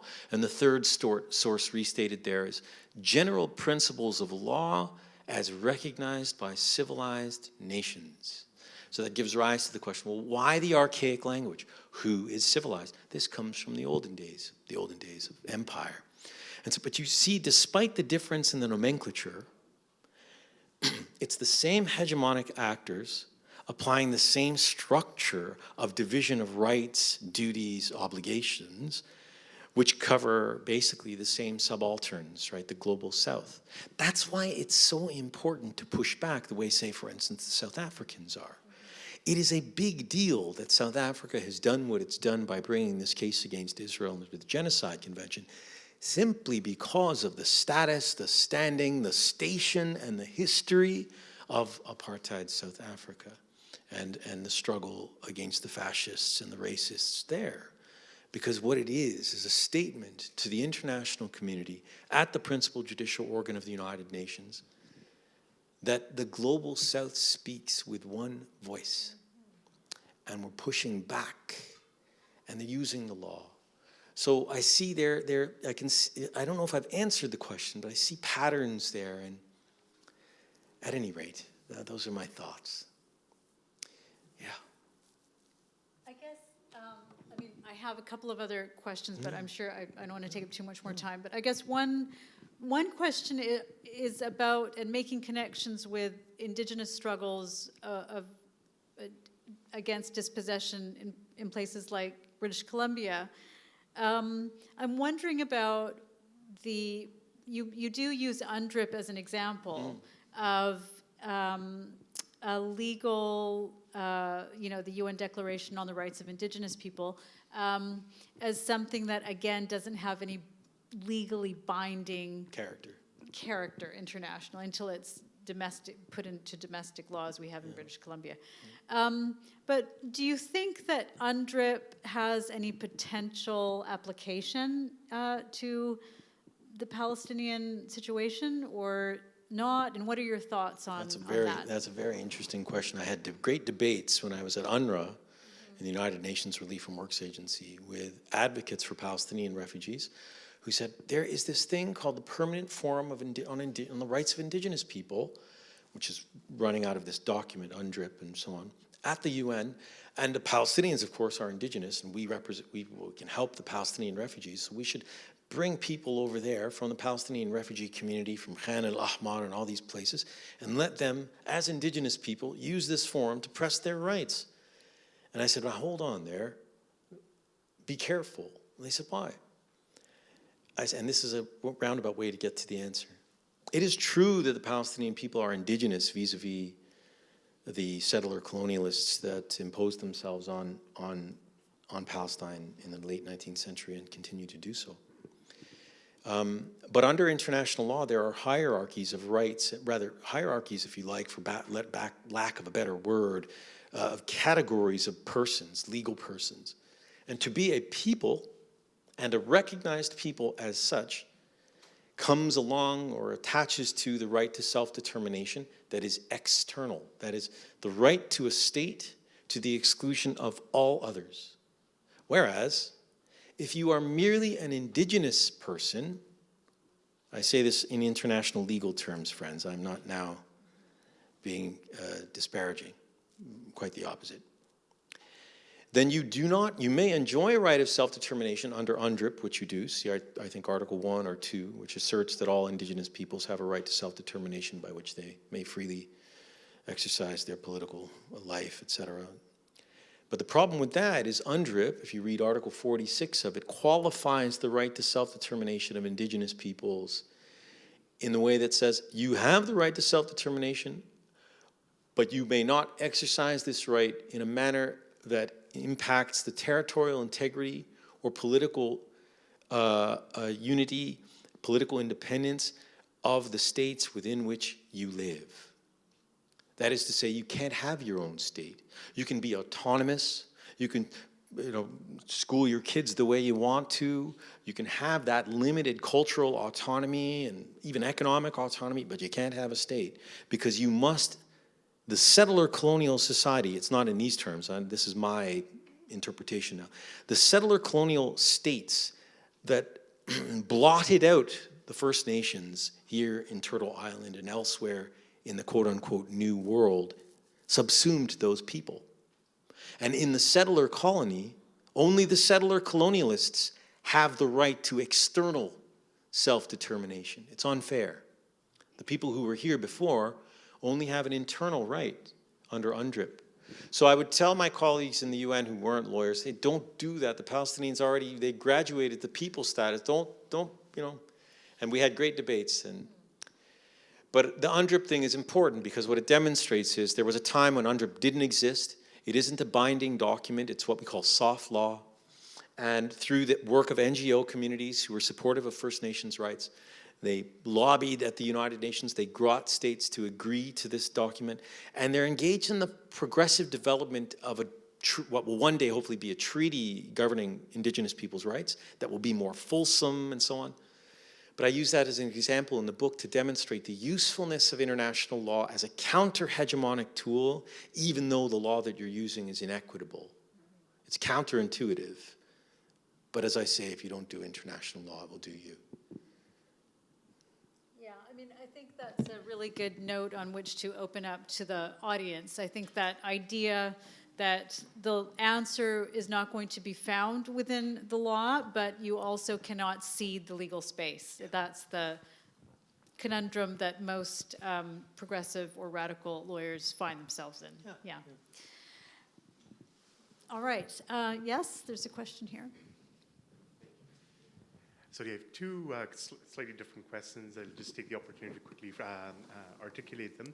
One, I was going to very specifically refer to what we're seeing today. South Africa presented its testimony. Israel does it tomorrow. You started off your talk by talking about certainly international law and how it applies to Palestine through the UN over the decades. But this is the court that is attached to that system. The judges over there represent different nations. They may have gotten those appointments through certain governments. They may have their own political views and biases. I'm just wondering, what's the best outcome that you see in terms of the provisional order that might come? I'm almost asking you to crystal ball gaze it. The second thing is quite removed. You do,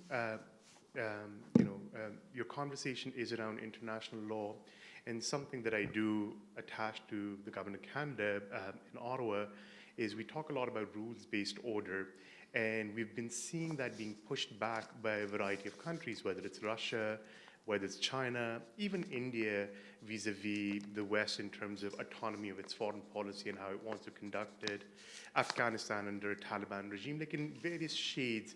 But a lot of the countries of the proverbial global south in some ways are pushing back and not, they're not completely wedded to the idea because they see the double standards. I'm just wondering how you interpret rules-based order in the context of what's happening in Palestine and sort of Western actions around it. Thank you. That's a great set of questions. I appreciate that, Jawed. So just for everybody's benefit, how many of you, by show of hands, watched or read about South Africa's submissions to the International Court of Justice today? Good, good.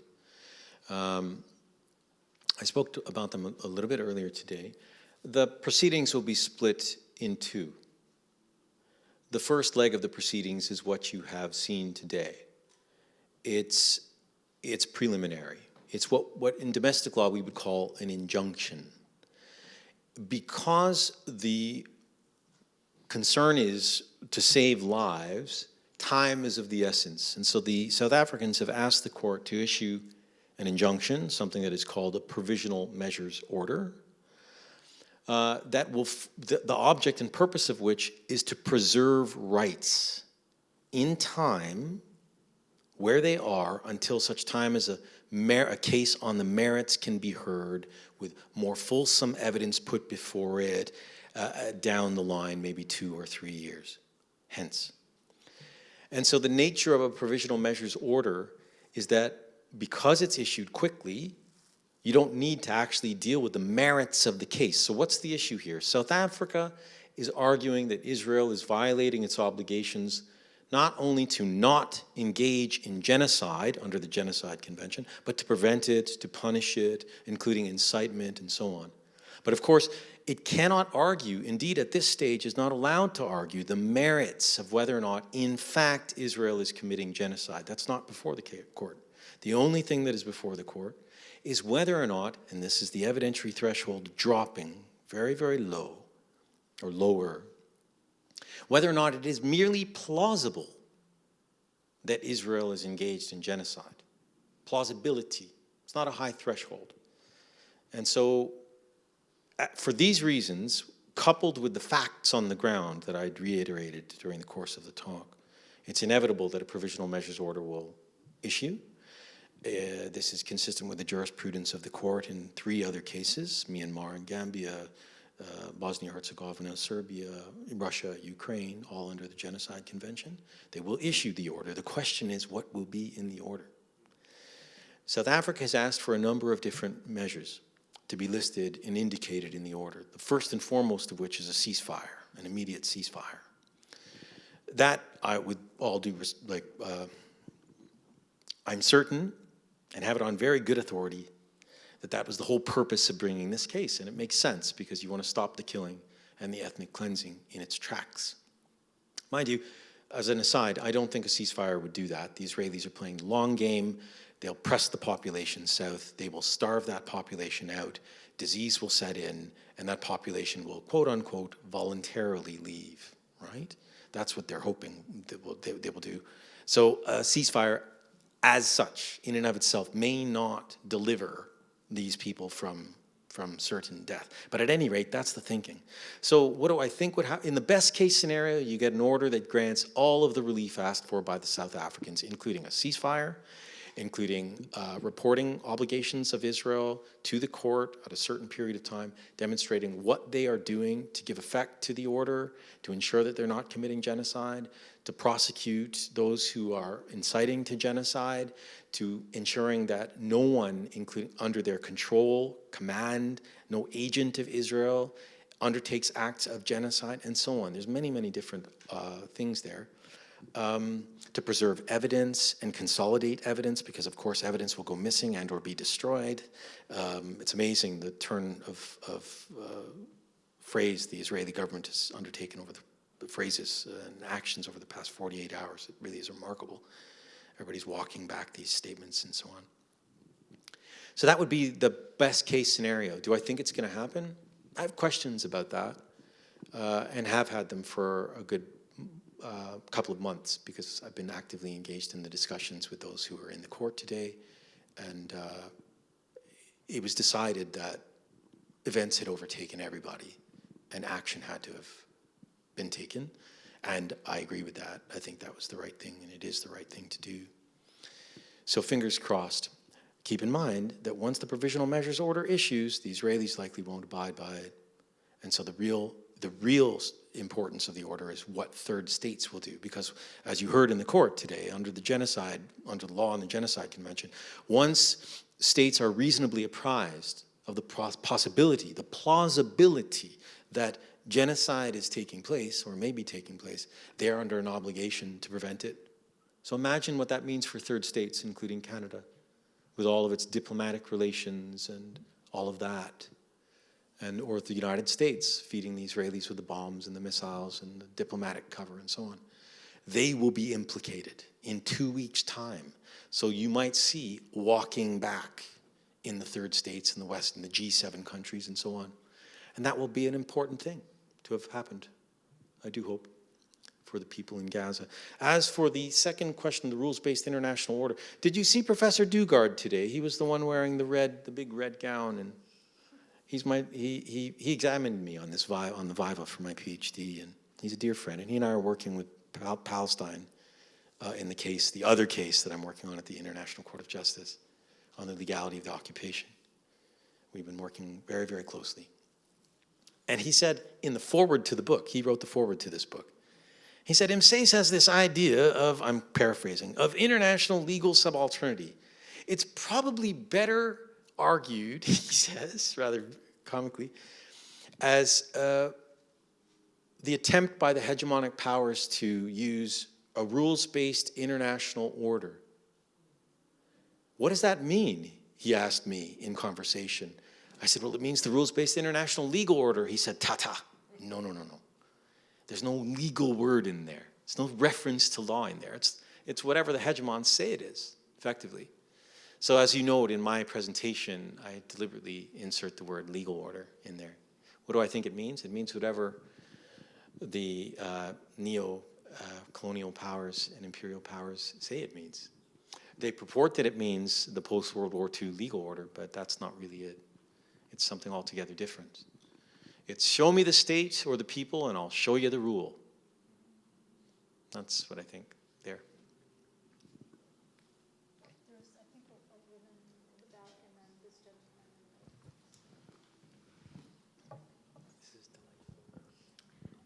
So a few times you use the phrase, you either do international law or it does you.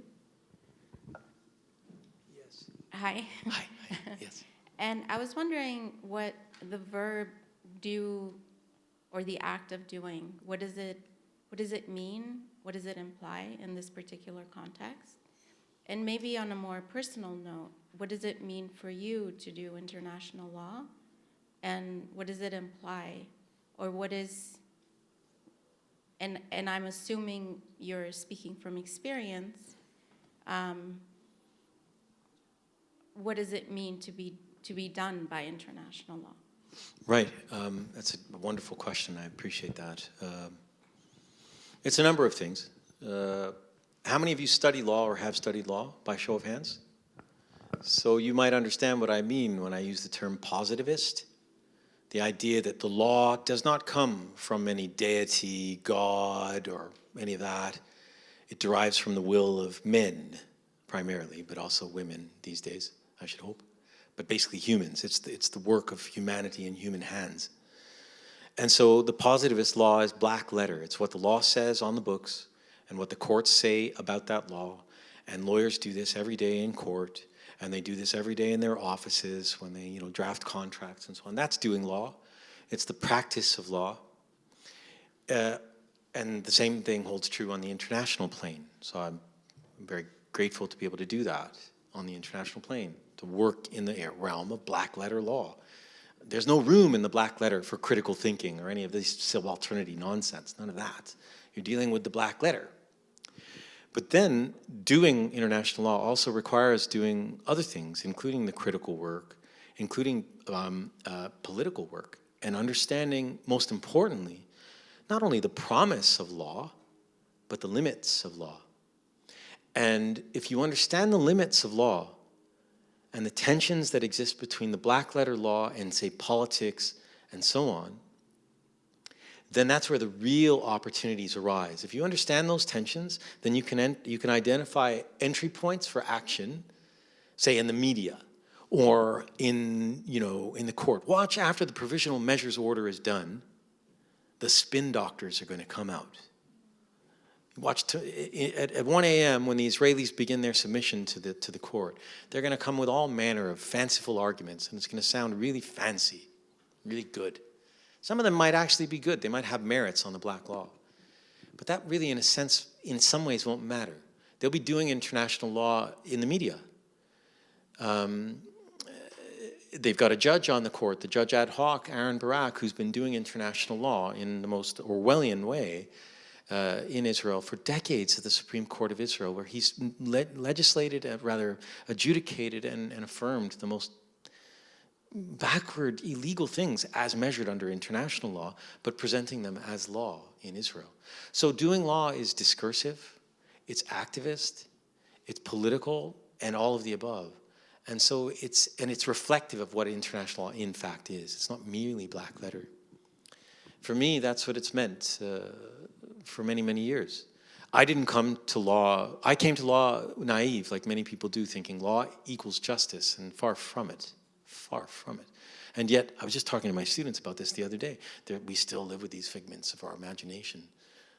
The administration of justice is a term of art, or the courts of justice, a term of art. But in fact, courts in law aren't synonymous with justice, and we know that, just if we scratch away a little bit at the surface. So I learned that coming into law, and I was very influenced myself by the work of Edward Said and Noam Chomsky and people like that. And so that critical bent was always there. And that's what you see is the result in this book, I think. Yeah. Thank you. I just have two questions for you. Yes, sir. The first is that, historically speaking, Israel has not allowed Palestinian refugees to return to their land. And recently, the Canadian government has come out and said that it wants to allow roughly 1,000 Gazans to enter Canada. My question for you is there a way for, under international law or through treaty, Canada to guarantee that these Gazans can return, in the future when they are ready to, or as soon as it is safe? That's my first question to you. The second question I have is, it has been brought up a couple times throughout this talk, and in a previous question, this idea of rules-based order.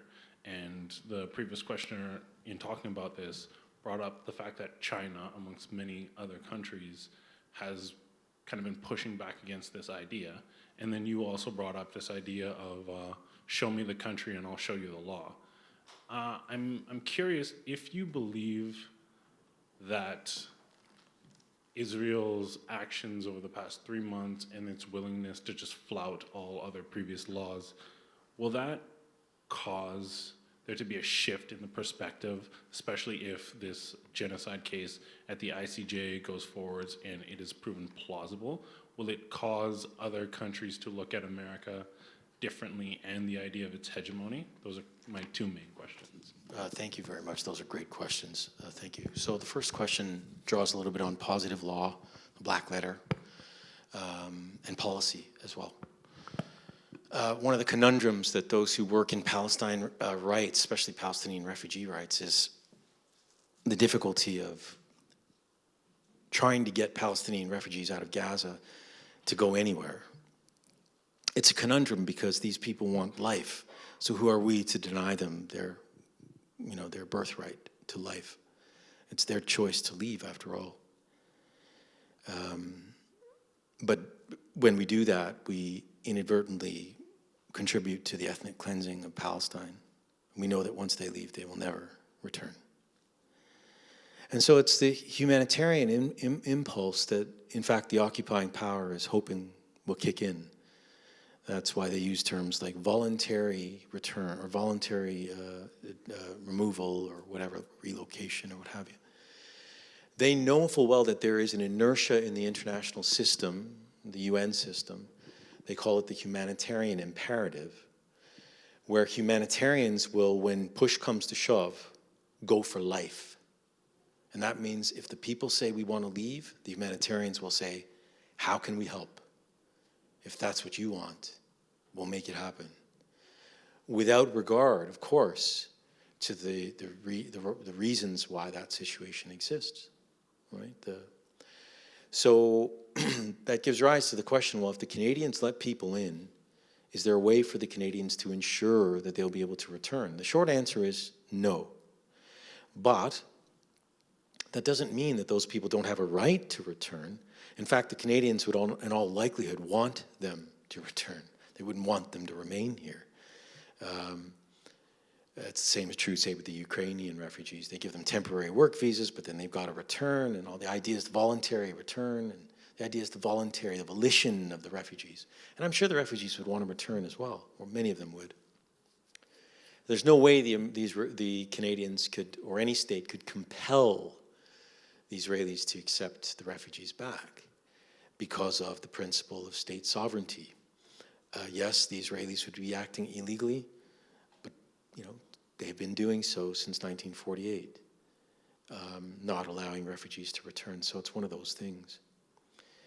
Not an easy situation there at all. A paradigm shift potentially given rise to by Gaza. It's possible. It's possible. There could be a tipping point. I've never seen a situation like this ever in all of my life. My father was 10 years old in 1948, born in Palestine, and we were talking about it. He's never seen a situation like this. In all of his life, his family was evicted by gunpoint in Jaffa in 1948, April. So it's possible. I mean, genocide, think about the weight of that. This is the Jewish state. This is the phoenix arising from the ashes of the Holocaust. However could it be possible, Rosalie Abella tells us in the major dailies of Canada, that anyone would even dare associate the Jewish state, the phoenix rising from the fire and the flames, with genocide? But lo and behold, the Prime Minister of Israel and his exhortations to remember the Amalek belie that. So there may be something there. Only time will tell. I certainly hope so. One thing is for certain, empire doesn't last. As we know, it's always the case. The people always have their way in the end. And they will here. That much is true. There's a few more questions. I'm not sure how much, do you know how much time we have? Okay, should we take a few questions together? Sorry, this woman, yeah.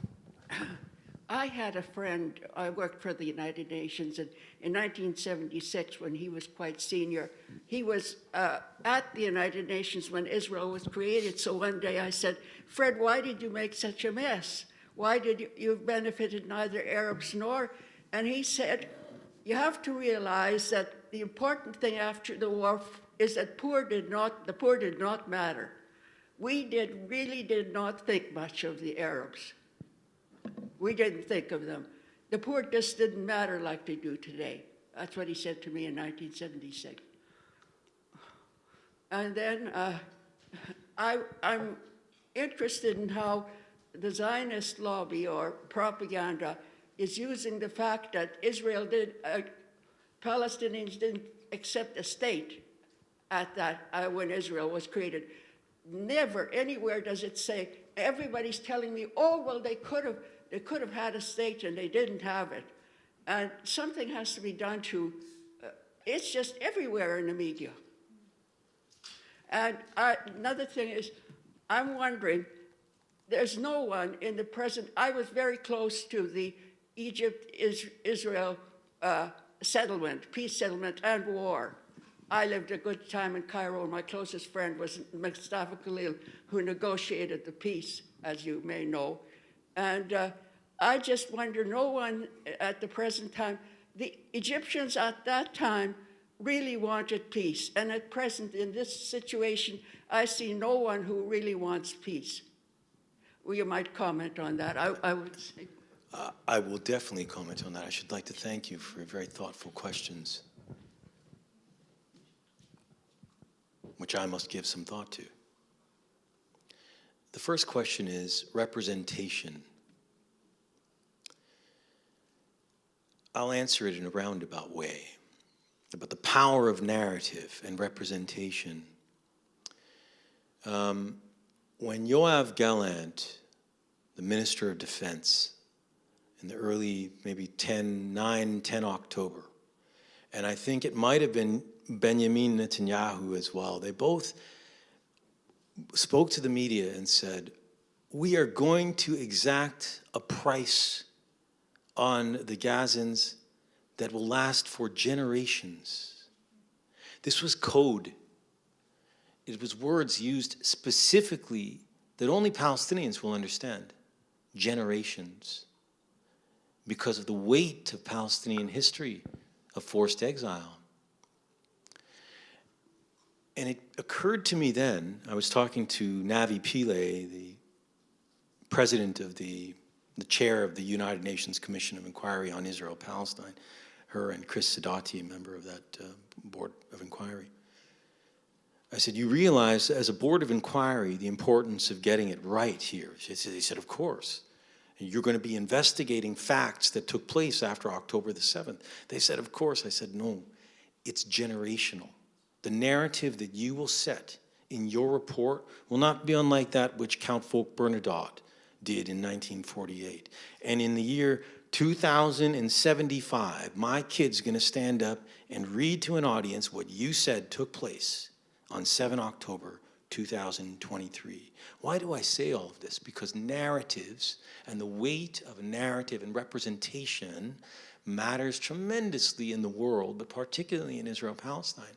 That's why the narratives that you speak of are ones that we're all familiar with. They left on their own. They didn't accept a state. Well, nobody ever asks the question why they didn't accept partition. I tried to answer that today, and I think it's self-evident. The devil is in the details. And the problem is details, well, let's put it this way. The old saying goes, don't let the facts get in the way of a good story. And that's what's happened. So it's extremely important that people study, learn the facts, make proper representation, and that, for God's sakes, that Palestinians are able to represent themselves, that we speak for ourselves. That's something that we must do.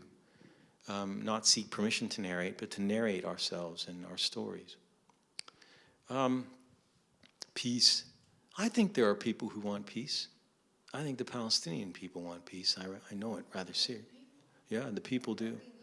The leadership of Palestine wants it as well. I have that on good authority as well. I assure you that. They do, and I'll tell you why and on what basis I know that to be true. I only speak for myself here, to be sure, not as a representative of anybody. I'm just one person.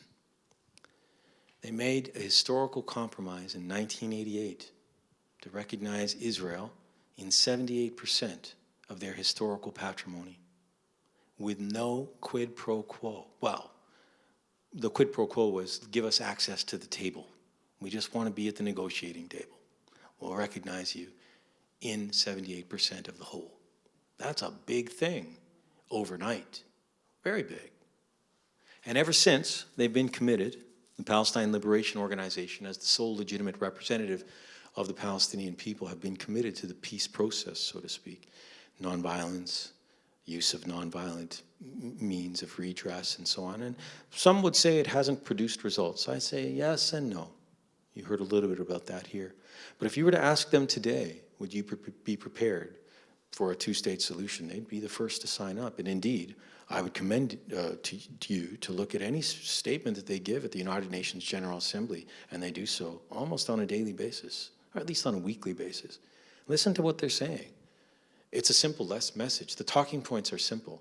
International law matters, 1. 2, international law is not being implemented in Palestine. 3, implement international law in Palestine. And we're happy to live side by side with the state of Israel. But because of the years of impunity, other groups, in this case the Islamist groups, have risen up and said, that's folly. And so they've gone their own way. But even them are coming around, even they are coming around the table. Hamas has very clearly, and for years, said they'd be more than willing to settle with a two-state solution and a 100-year hudna, truce, and so on.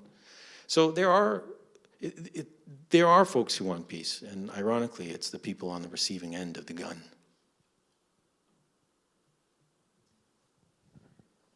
So my question is, what would you respond to people who, I think there's this movement that's ongoing right now where people don't want to engage in international law or the studies of international law because they don't feel as though it applies to them. And just for some context, I'm a settler. I'm half Lebanese and half Iraqi. So that was actually a career path for me. I was really interested in international law. I thought that that was something that would be very, honorable to do. And after the Iraq War, a lot of the atrocities that took place in Lebanon were far before I was born, but learning about, for example, the Shatila massacre was something that was really heartbreaking and confusing and made me think that it doesn't apply to us, so what's the point of engaging in this? And then you also hear, so that, I guess that's one part of the question, is that we will not engage with international law because it doesn't apply to us, and so why give your youth and your effort and your labor to it? But international law is imposed upon you. So in places like Lebanon, places like where there is resistance, for example, just last week, Sayyid Hassan Nasrallah had spoken. He said, international law doesn't apply. And if you don't have weapons and you don't have might and you don't have force, you don't have a say. So that is why we keep our arms, and that is why we are not going to let go of this force that we have. And if Hezbollah wasn't there, Lebanon would probably also be invaded right now.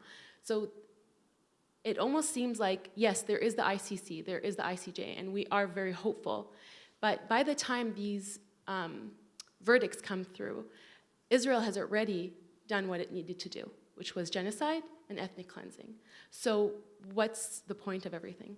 No, very good questions, and they fall squarely into what it was I was trying to speak about and to impart on you, and I'm happy to answer the question. I suppose the best place to begin is to acknowledge that international law has its limitations. It is not the savior. And so if you accept that it isn't, from the off, if you understand what its limited value is, then you can better employ it alongside other tools in the drive to, I don't know, a better life or victory or freedom or whatever it is you want to qualify it as. So for the Palestinians, you have to make a determination. Do you have material power? And the short answer is no. They don't have a large economy. They certainly don't have a military. Yes, so they have very little, except what they do have is the moral authority of the legitimacy that comes with international human rights and the rules-based international legal order and so on. So that's a field of endeavor that the Palestinians do have certainly preponderance vis-a-vis the Israelis over. There's no question about that. And they have the world with them too. It feels like you're lost in the wilderness here in the West, but Canada is in fact the wilderness. There are maybe 7 or 8 states that usually side with Israel and the United States. They are those powerhouses of international relations: Micronesia, Palau, Tuvalu, Vanuatu. That is to say, the whole of the world is with the people of Palestine, and you saw an expression of that through the noble South African presence today in the court. So that's international law. That's why it matters. When Hassan Nasrallah says, well, it doesn't matter, we need weapons, I think that's limited thinking. You need both, to be sure, and you need a lot more than that. Victory in a society is like a successful society is a multifaceted thing, like a diamond. And you need people from all walks of life, including military capability. And so the Israelis, the Zionists, were very aware of that. That's why I mentioned earlier on, they were aware from the start in 1897. They wanted the right to be in Palestine, to colonize Palestine, to be recognized under international law. Why ever would that matter? But they also did other things. They established the Jewish Agency as a colonizing agency. They purchased land, albeit not very much of it. They did a great deal. They built institutions, a state within a state. They did everything all at once. So that when the time came and Resolution 181 was not implemented, they implemented it by force. I cover this in the book. UNSCOP meets with Ben Gurion, the head of the Jewish Agency, sometime in the summer of 1948 in West Jerusalem, in the West Y. And at the hearings there, UNSCOP asks Ben Gurion, if there is a partition, what will you, the Jewish Agency, that is the representative of the Zionists in Palestine, what will you do with that decision? Ben Gurion says, and I'm paraphrasing, we will take the decision and present it to the Arabs and tell them, look, we have a decision in our favor. And if the Arabs don't like it, we will enforce it on them through our arms that we've been building up over the past 40 years with the British help, and which we then use to ethnically cleanse the country. So facts matter. Law is one of them. Tools matter, rather. Law is one of them. Can I just pop in there? Because I appreciate your question so much about sort of what is the use of law when I think just to add to what Ardi said, I think it's most critical legal scholars will put forth the point of view that, especially for those of us who study the relationship between law and colonialism, law and neo-imperialism, that law is a tool of domination, right? Like colonization, capitalist forms of extraction, etc., happen through legal infrastructures. If we want to talk about neoliberalism and neoliberalism in Palestine, that happens through a legal architecture. But at the same time, I think we recognize, or we want to recognize, that that legal architecture is inescapable, right? So while the answer is not going to come from law, if we're thinking about things like justice and freedom and liberation, while the answers are not going to come from law, we at the same time can't just cede that space. So, if we just look at the political, I'll say political legal organizing that's been going on since last October, many of us who spend most of our time engaging in a critical deconstruction of law have found ourselves needing to speak the language of the state, which is a legal language. And it's in those moments that legal knowledge becomes really important and really helpful. And also, it's very important to have people at the interface between law and politics. So, that's where critically minded lawyers, not the positivist black letter law types, really have a role to play in trying to push forward a progressive political agenda, even though you might also be an abolitionist, or you might hold a variety of different political positions. But I think it's, we can't escape. I mean, just to sort of paraphrase what you were saying earlier about international law, these legal architectures of subordination are inescapable. So we can't, yeah.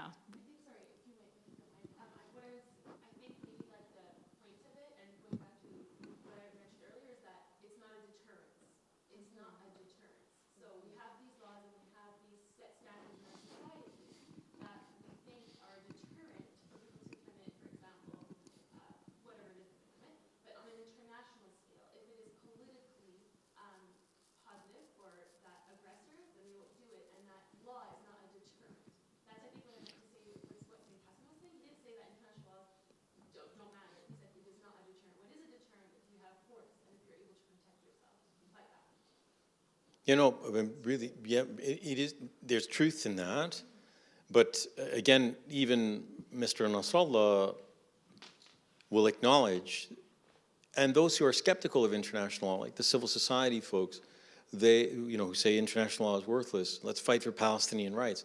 They don't even know that inadvertently they're affirming legal positions. The people of Palestine have a right to self-determination. That's law. Human rights, law. Boycott until they respect international law. Hassan Nasrallah, they violate our territorial sovereignty. Every time they throw out fire, it's so everything comes back to law. And again, if you don't, as I said earlier, and I didn't answer the question I realized now that was put to me earlier, what does it look like when if international law does you? Well, others will deploy law against you. And you need to have an answer for that because it goes to legitimacy. Right? And so you see that the Israelis are very good at that, very, very good at that. They come up with all manner of spurious arguments, but they sound good. And if they can get the sound bites and get ordinary folks to believe that, the Israelis have a right to self-defense, for instance.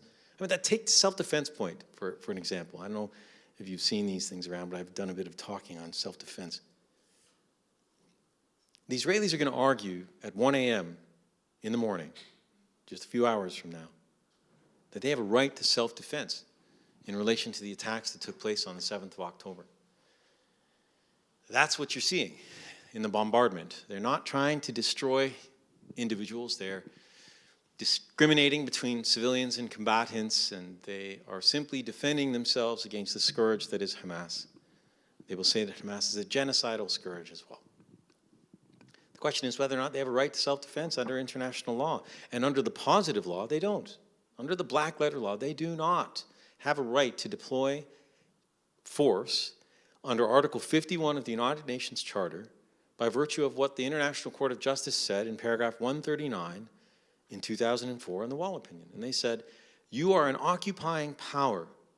You're already in control of the territory.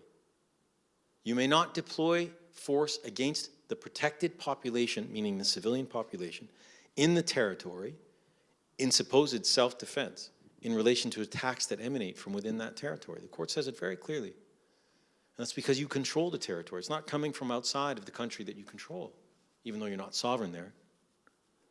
It would be absurd. It's prohibited to use force in international law to violate a people's right to self-determination, for instance, or to acquire their territory, like Russia invades Ukraine, uses force, claims sovereignty in Ukraine. Can the Russians claim self-defense in support of their aggression? Impossible. They don't mix. The same thing is true in Israel, or with Israel in the OPT. But the spin doctors are going to come out and watch them go in the Western media over the next 48 hours on self-defense. All you need to do is know the law. Use the law, know it well, use it, know where people are trying to pull the wool over your eyes, unless, and if you don't, it'll do you. Assalamu alaikum. I have a question about apartheid South Africa and what we can learn from the downfall of the apartheid regime in South Africa. I don't know much about the history, but I know that in 1974, South Africa was expelled, or not expelled, it was suspended from the General Assembly in the UN. So I'm wondering what led up to that, how did that happen?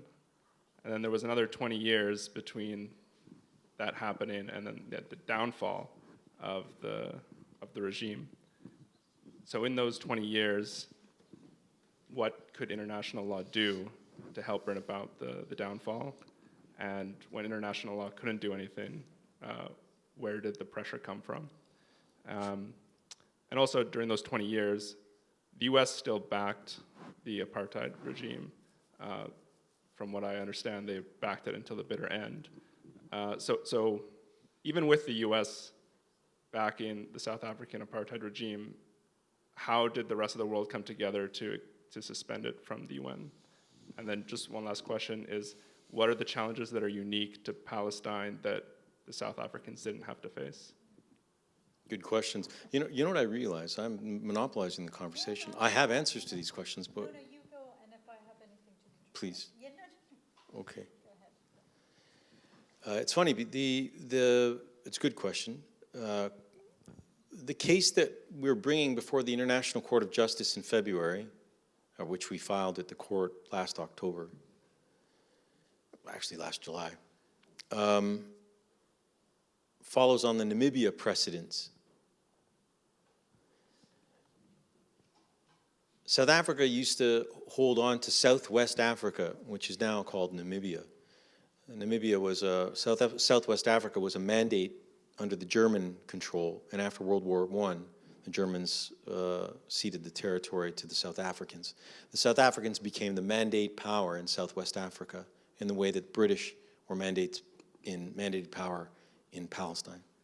It was a Class C mandate, Southwest Africa was. And the South Africans had designs on Southwest Africa. They never actually wanted to relinquish it, despite the fact that they had a sacred trust of civilization, which, according to the court in 1971, was aimed at their independence. They had to give independence to Southwest Africa. What happened was, between 1950, 5 years after the establishment of the United Nations, and 1971, 4 opinions of the International Court of Justice were issued on Southwest Africa.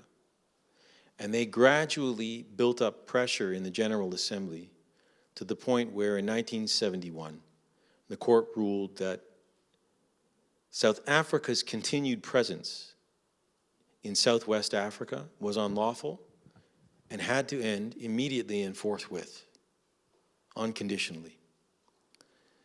Of course, they didn't do. They had imposed apartheid in Southwest Africa as they had in their own territory in South Africa. And so the anti-apartheid movement picked up in the early 1970s. Civil society kicked in, the BDS campaign did a lot of work. But states, particularly the West, didn't want to move. They were the last to go, the last domino to fall. But these rulings fed, especially the 71 ruling, fed the anti-apartheid movement, and it helped press. One of the things that you suggested was that the General Assembly, that be done, is that the General Assembly suspended South Africa's participation in the organization in the General Assembly. Now, ordinarily, you might think that it's better to actually impugn the membership of a member state that is a persistent violator of international law by removing that membership from that member state. The only way you can do that is if you get a council resolution, Security Council, and you can't get past the P5, the permanent 5 members. The UK and the United States would never allowed it. So there are some procedural rules within the General Assembly of how the General Assembly operates on a day-to-day basis, voting patterns and times of meeting and all of that, protocol. And the GA has it within its sole authority to make determinations in that regard. One of them was to suspend South African participation in the General Assembly, which is effectively a boycott at the General Assembly. Of course, South Africa doesn't sit on the Security Council, so in effect, you're basically pushing them aside. There is discussion of that. There has been for some years about that being something that is replicated in respect of Palestine. Let us see how that goes.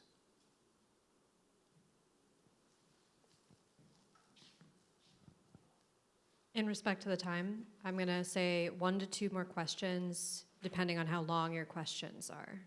So raise your hands now or forever hold your peace. This is delightful, by the way. Thank you. Hello. I'm not a lawyer, and I don't know too much about law, but I will still ask this naive question. And in relation to one of the previous persons, to me it seems like laws are made by people who already have either gained power in some way or another to then manipulate and oppress and get whatever it is that they want for themselves, rather than it being for justice or for all the good for all people. It seems to be laws are made to legitimize their agendas, and it is by people of privilege, and in whichever way that they've taken maybe privilege from people who are, quotes, uncivilized when they think that they are civilized. That's what it seems like to me. So whether it's international law, domestic law, it doesn't matter. It seems like laws are not legitimate to begin with. No, it's a great, great comment. I'm grateful for it because you got one half of my book right there. You might as well have written it. Well done. No, I'm serious. You have something there. There is a fiction that exists, certainly on the international legal plane, that when law is created by states, because states are the key actors, they create law through their practice, treaties, custom, and the like, that once it's created, it is normative. That is, it binds all states, or all those who are subject to the treaties or subject to the custom. So they operate in their political interests, create law through their practice, and then that law is held out as strictly normative, unconnected to the power and the interest that created it in the first place. But that's a fiction, and you've rightly identified that. You can never disentangle the law as a normative force with the interests that are behind it. That's just the way it is.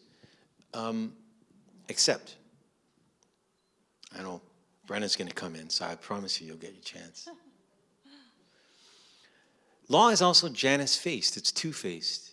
So you have this power, right? I hear I'm borrowing from Professor Koskiniemi, Marty Koskiniemi, a Finnish international lawyer, famous lawyer. He argues that international law has built into it a tension.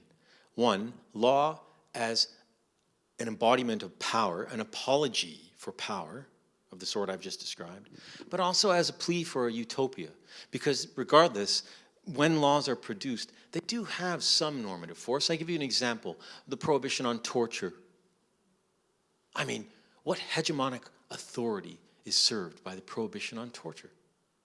Certainly, the prohibition on torture and the prohibition on genocide, or those sorts of things, the object and purpose of that law is a bit more altruistic than the preservation of the state and the hegemons who run it. So there you have normative force. So there's a tension between these things, and the real question is, how do we resolve that tension? Professor Koskiniemi tells us we can't. It's irresolvable. It's a marked feature of the system. And he's right.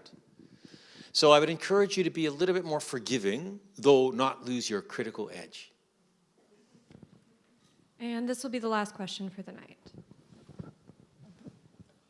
If I can take you back to the beginning. I have still not been able to understand, find out, or even if you've covered it in your talk, as to what is it about Israel that it has had such great power from day one, from way back when, and continues to today.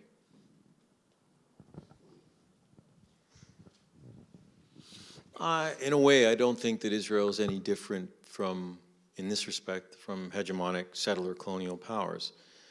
There are few in number. They occupy a privileged space in the world.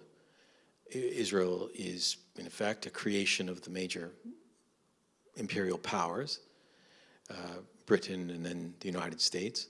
And so there's a club, if you like. How do they maintain that? Well, you know how the Israelis do. They have very close relations with the United States. The United States provide them with weapons and money and space and time. They're people who are industrious. If given an opportunity, they go for it. It's hard to say. They are given a pass, there's no question. So I'll try and give it a little bit more concrete answer. Given a pass in the United Nations at the Security Council where they're shielded by the United States.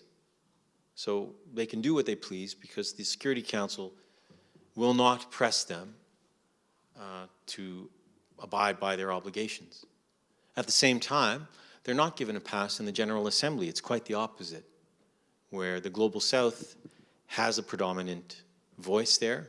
And you can see that in the legislation, the resolutions that are produced by the General Assembly year on year on year on year.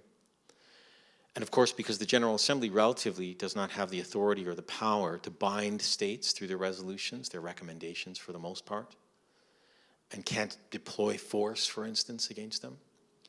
This is one of the reasons, one of many, as to why Israel occupies a special place, if you like.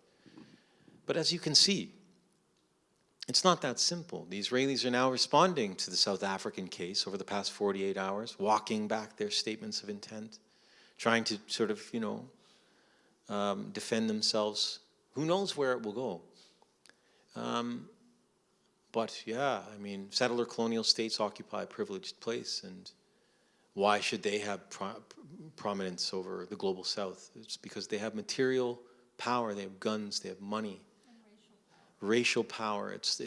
You're dealing with the consequences of 500 years of colonialism and all of that. It's a big question, and I'm certain I've only just touched it, likely not very well.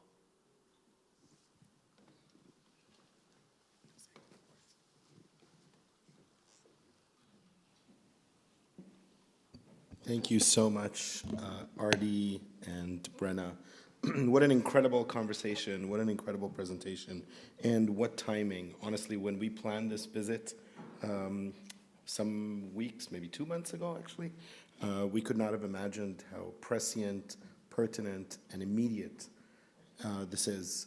The urgency with which these conversations and the weight with which these conversations are carrying is something that, as you said, we'll look back at these moments and revisit them and contemplate where we were, what we said, what we stood for. And I want to say that one should not take lightly the fact that events like this are being organized at universities. It's extremely difficult to be able to put together panels like this, largely because this type of content is considered problematic, anathema perhaps, risky, a threat writ large to the university.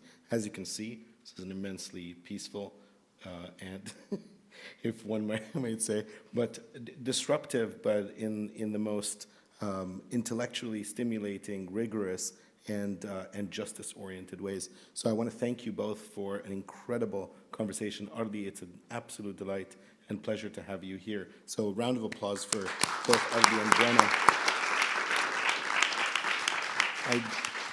I also, one never tires from listening to Ardi discuss his area of specialization.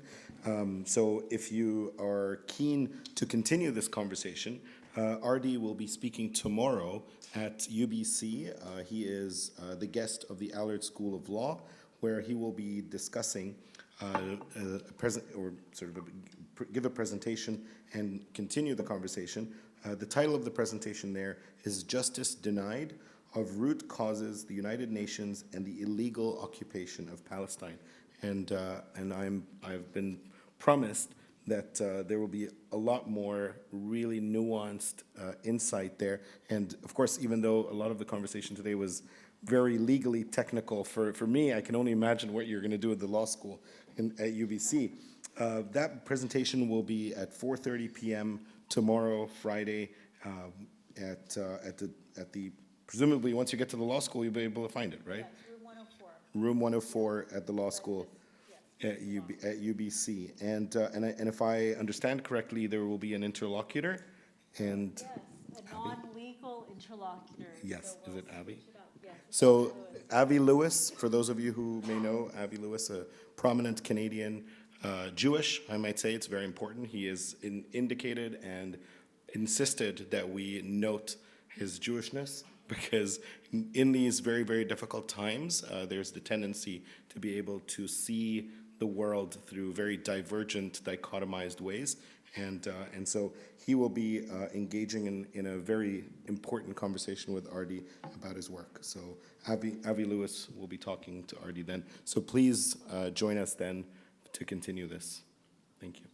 Thank you, Adil, and thank you, Brenna, very much for your engagement. I will be at UBC because of Brenna. She's inviting me. Thank you. Thank you all.